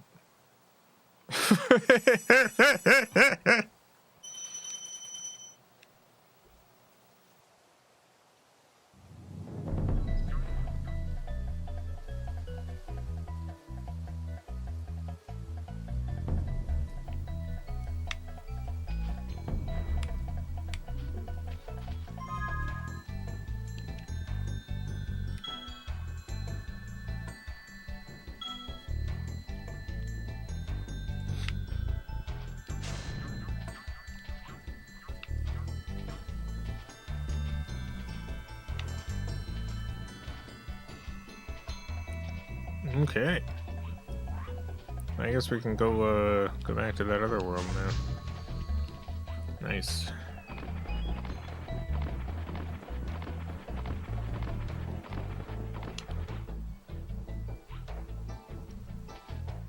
I've had a very good time playing this today.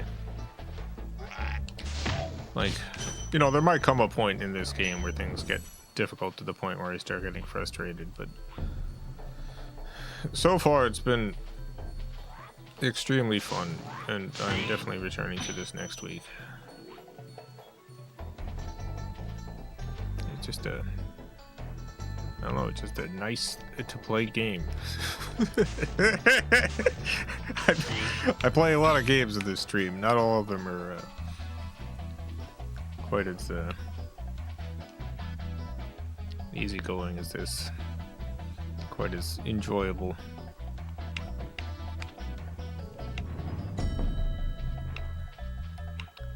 Sorry, I accidentally hit no. I meant to hit yes.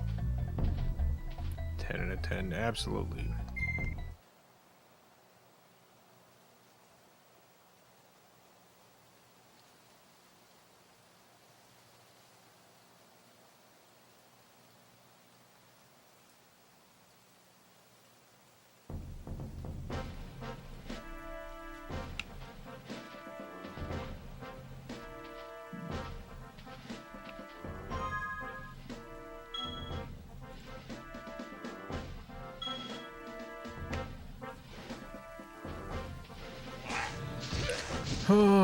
Well, thank you, Alex, for recommending this over and over again.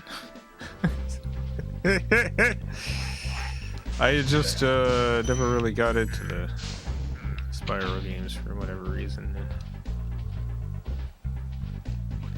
Glad that I am now.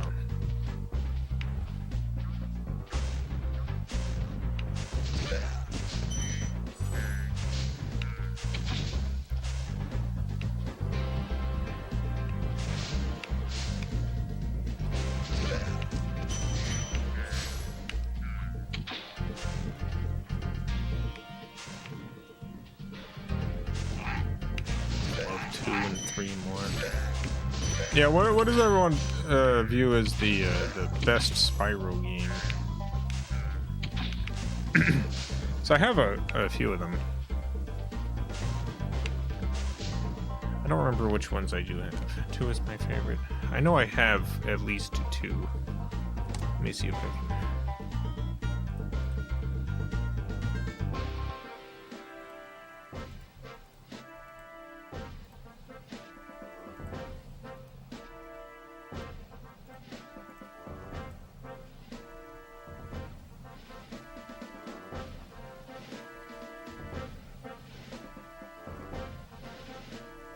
Yeah, I've got Spyro the Dragon, Spyro 2 Ripto's Rage, and Spyro Year of the Dragon.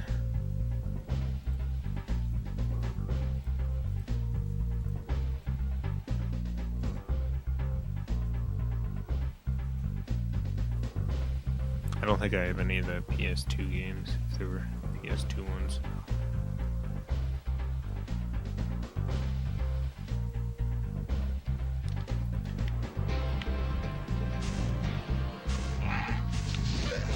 So yeah, I've got those. So I've got some. Hey, wait, these characters were mooning me.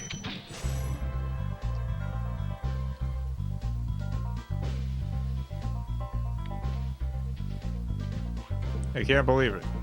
The manual said they would, but I didn't really believe it.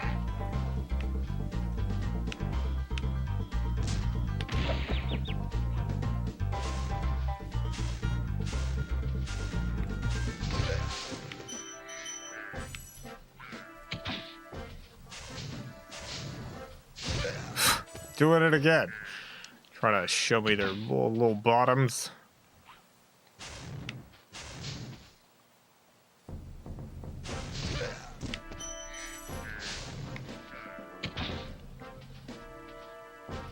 Alright.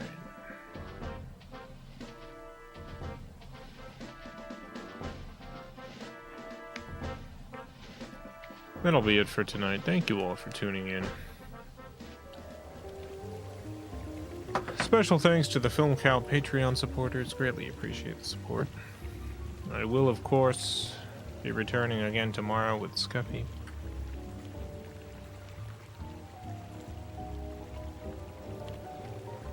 Gonna be continuing that Who Framed Santa Claus game. Who the heck framed Santa Claus? Yuletide Legends, Who Framed Santa Claus?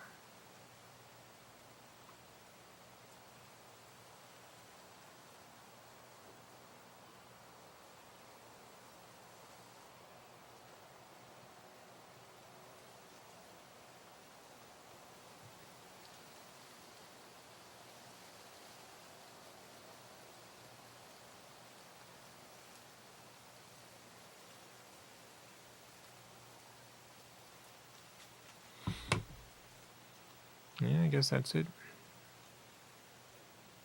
I suppose that is all. I'm gonna go eat something.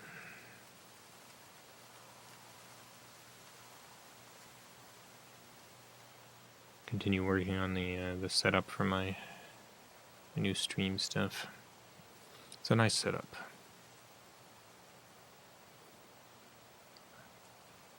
I have a little webcam set up now. Not for showing me, but for showing the writing that I'm doing. Previously, I'd been using my phone, but it's a little finicky setting that all up every time. So I went and got a webcam, and I might actually... I still haven't decided if I'm keeping this one. It's working, and the video quality is good, but the one mode that I got it for, it can't actually do. It pretends that it can do it, but it can't. It can do 4K 30. It can do 1080p 30. It can do 720p 60 and 720p 30. But it can't do 1080p 60.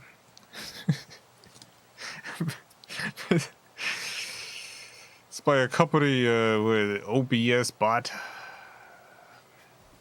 think that's what it's called.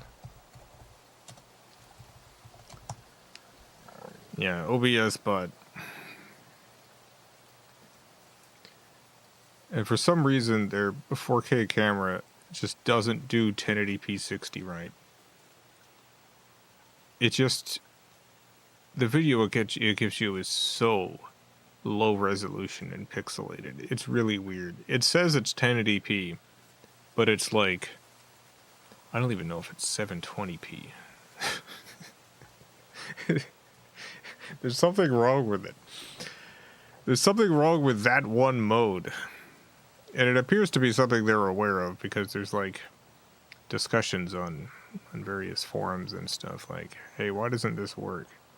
And the company's like, it's working as intended. Don't worry about it. And what's weird is they have multiple models, and there's only one model that has this problem, as far as I can tell. It's the model. The model that I got. You downsample to 4K 60. No, it doesn't do 4K 60. It does 4K 30.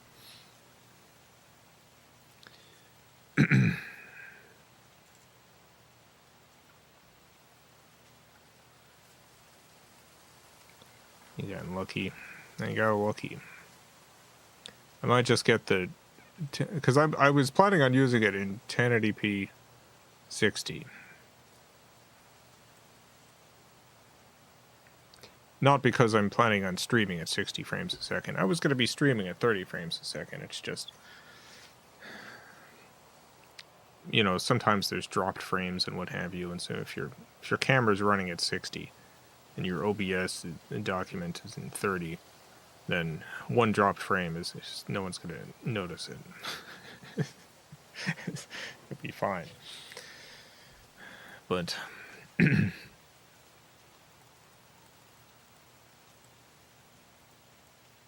might not be a problem. I don't know. I might be overthinking things.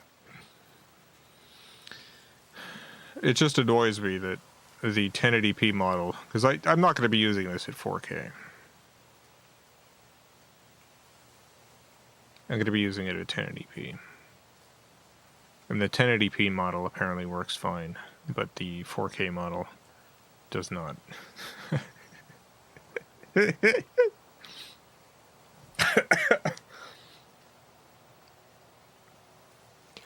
One other thing I'll mention is I really miss when media organizations like hired people to do tech reviews, because YouTubers are really bad at it. Whatever channel you've gone to like get an in-depth review of some piece of technology, it's quite possible they're just doing a very bad job. I looked up reviews of this camera before I got it, and not a single one of them noticed the problem with the 1080p 60 mode. None of them did. None of them did. They just didn't notice it. And some of them, in their example footage, definitely have the problem, and they just didn't notice. And I noticed instantly. As soon as I saw it, I'm like, what the? This is wrong.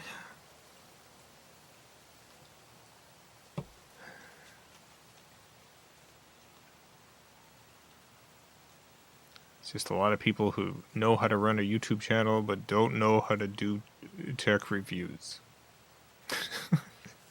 But that's what they do. Or me, I would return it and get the one you said works. Well, I'm probably going to do this, but there are advantages to the one that doesn't work. It has a better sensor. So if I do end up just using it in 30 frames a second mode, it'll have better video quality. But I can't use it at 60 frames a second. So it's not...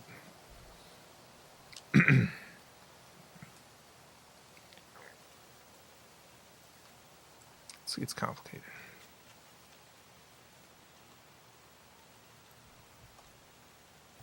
Got one from a different company. There's actually not a lot of very good webcams out there, because what most people want from a webcam is not what I want from it.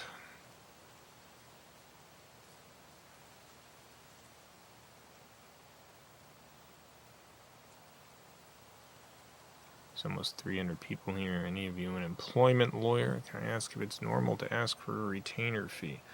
Does anyone here know an answer to this question? Is it normal for an employment lawyer to ask for a retainer fee? And this is in Canada specifically.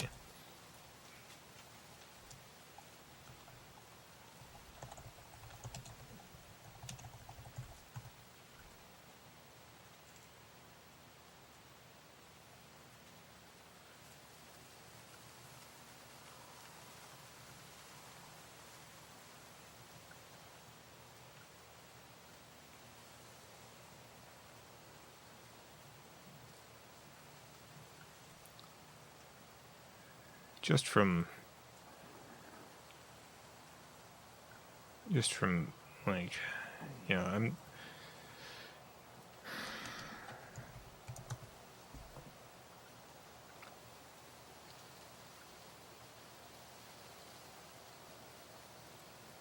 from searching online, and specifically people asking legal advice in Canada.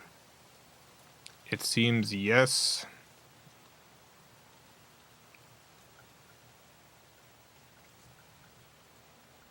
But this is just me searching online, which you've probably already done yourself. If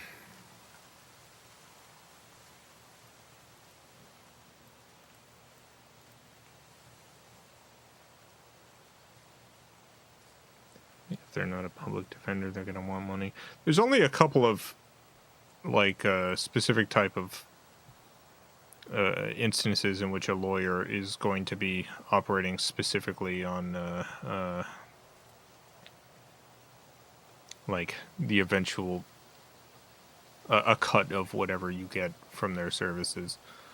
I know disability lawyers work like that in the United States. In the United States, if you apply for disability, you're almost certainly going to be denied, and you then need to hire a lawyer to fight the denial. And those lawyers almost entirely run off of like a percentage of the eventual back pay that you get. And there are injury lawyers who also operate on the same sort of principle of taking a percentage of your winnings. But in most other instances, that's not how they operate. And most will require a retainer. So I think that's the case with a employment lawyer, but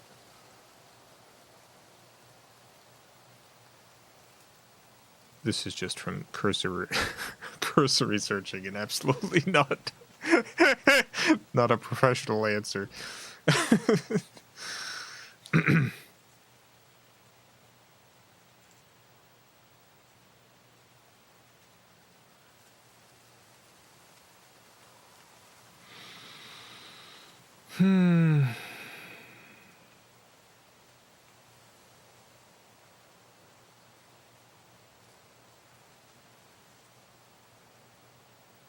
Anyway, I gotta work on this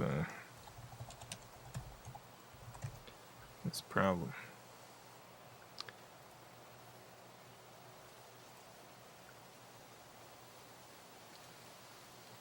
This is the camera. This is the camera I got, by the way. It says it's AI powered, but all that means is it can tell when your face is in frame. It tracks your face. It's not. You could call that AI. It's not really AI. It's a tiny camera. The video quality is pretty good, but it doesn't do 1080p 60 right. It can do 4K, but it can't really do. It's like, look, you got another person who came in frame. Let's increase the frame.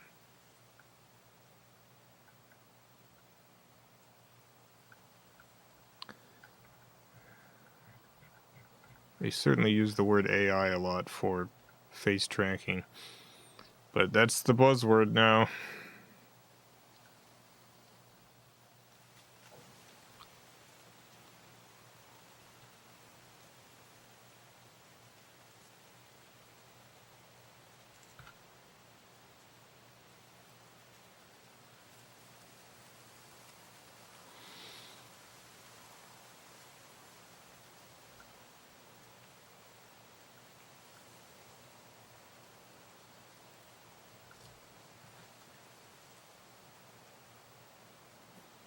AI powered would make me specifically not want to buy it. So many of these cameras, like when I was looking up webcams, like so many products are just throwing that name on now. Like for instance, let me.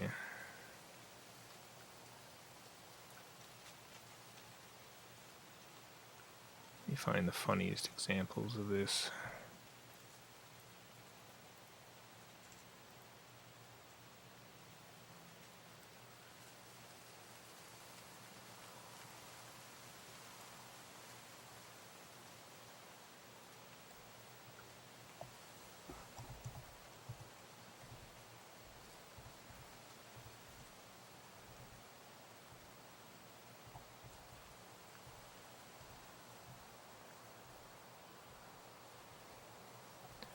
Oh, interesting.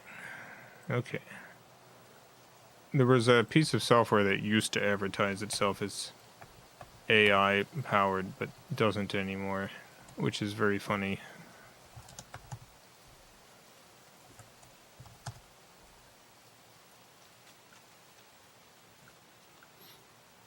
was by Smart Sound. It's this program called Sonic Fire Pro. It's just a royalty-free music program that adjusts the song to whatever length you want. So, and at one point they started advertising it as AI powered, even though it fundamentally has not changed since like 2006. This is this extremely old janky program. But no, apparently they're not saying it's AI anymore. That was short lived.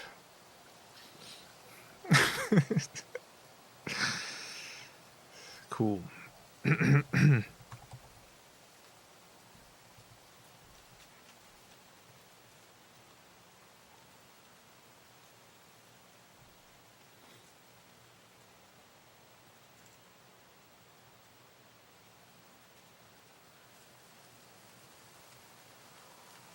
Anyway, if anyone has any recommendations for other webcams, the one I've got, the video quality is good, which is the main thing I was looking for.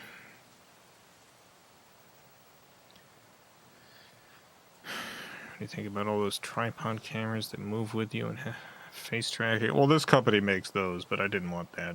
I specifically do not want this camera to move around. I was looking for one that would not move. One that would stay still. And also that was light enough that so I have it on, I have this stand with a ring light, and it has like a 1/4-inch mount, so I wanted a camera that I could mount and face towards the desk so you can see my hands and stuff, so it has to be a lightweight camera. Most of these webcams are pretty lightweight, but the lighter weight the better. And this one has a pretty good sensor. So like video quality wise, it was good. There's just a lot of cameras that are specifically designed around teleconferencing and nothing else.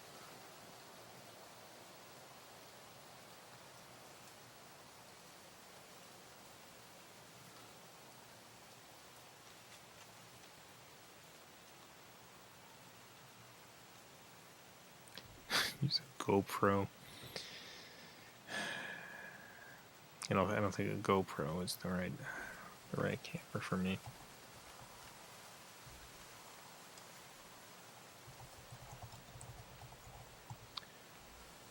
Phones work well. Again, I'm specifically replacing. I had been using my phone, but it's not good as a regular setup.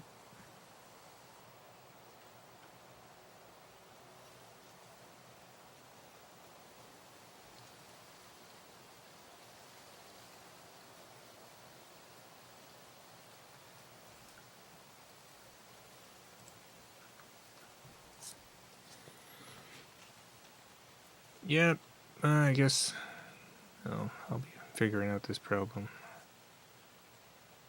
on my own.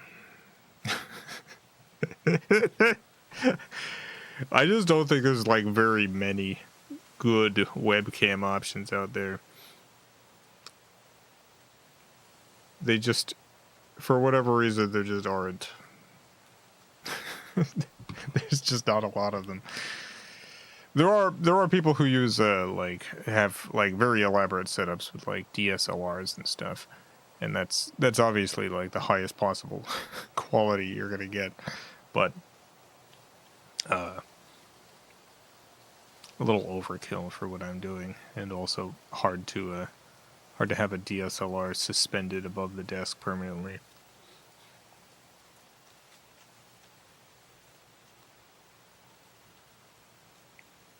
The advantage of using a phone camera is that phone cameras are actually extremely good now. Phone cameras are wildly good. But I've got to use like a clamp to set up my camera every time. It's constantly pushing the buttons on my camera. I mean, I'm on my phone and exiting the app that I need for linkage. It's just really finicky.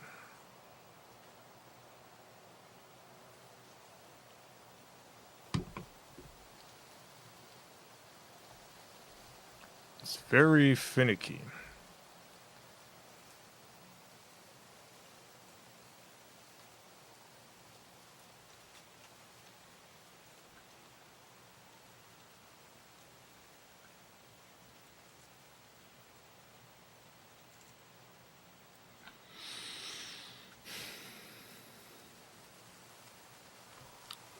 An MILC DSLRs are outdated now.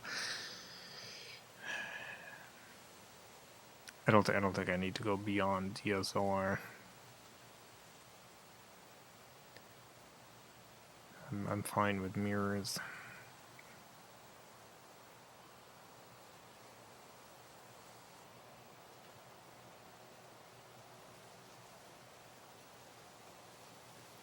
I'm in a situation where I don't want to carry a DSLR. I still prefer using an old Canon pocket camera over my iPhone SE just because of the optical zoom.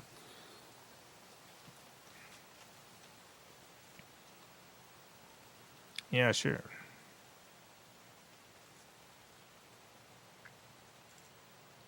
Phone cameras have extremely good processing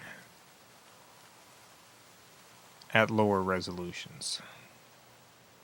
So, as webcams, phones are extremely good because the resolutions you're doing are essentially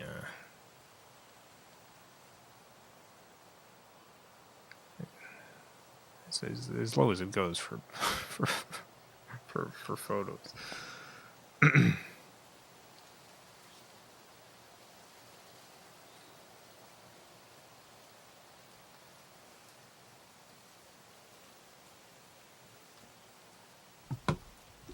Well, that's it. I'm going to head out. Thank you all for tuning in.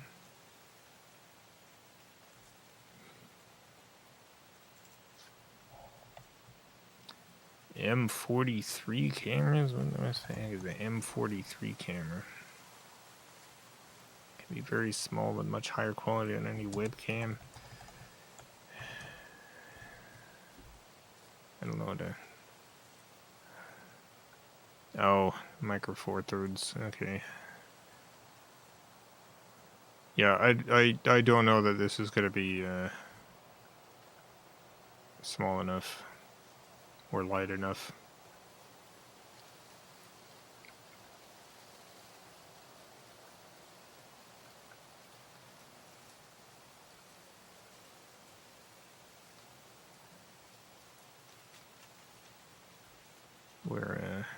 We're also getting into like levels of expense that are a little absurd for the situation.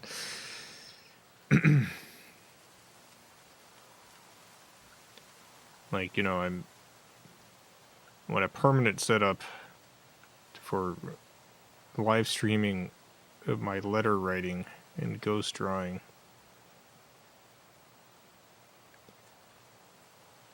Many of the advantages of like a modern webcam are on the software side. So all of the makers of like webcams specifically for streaming is that you have a robust computer software that allows you to do various controls over the camera from the software.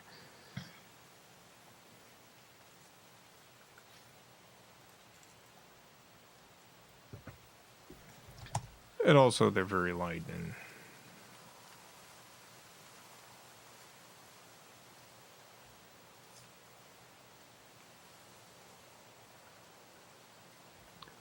there's one that Elgato makes. I'm always wary to get an Elgato thing. I have their Stream Deck, which works really well. It's just a bunch of buttons, though. It's just a bunch of buttons you have to push.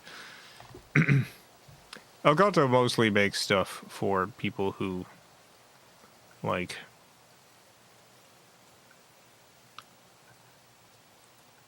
who want to do who want to look professional, but don't necessarily have the understanding to do professional work. And so it's all very user-friendly, very, like, pared down.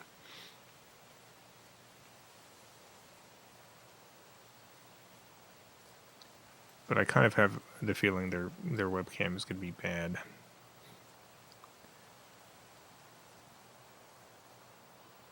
Night, y'all. Good night. We're still here. Yeah, I'm just talking out loud. I was hoping there would be some recommendations, but I think I have too niche a need.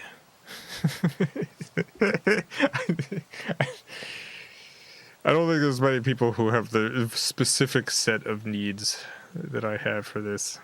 And I've already found an option that works. I'm just worried it doesn't work well enough. All right.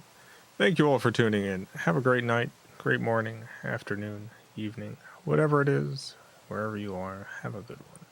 Farewell, everyone. I love you all.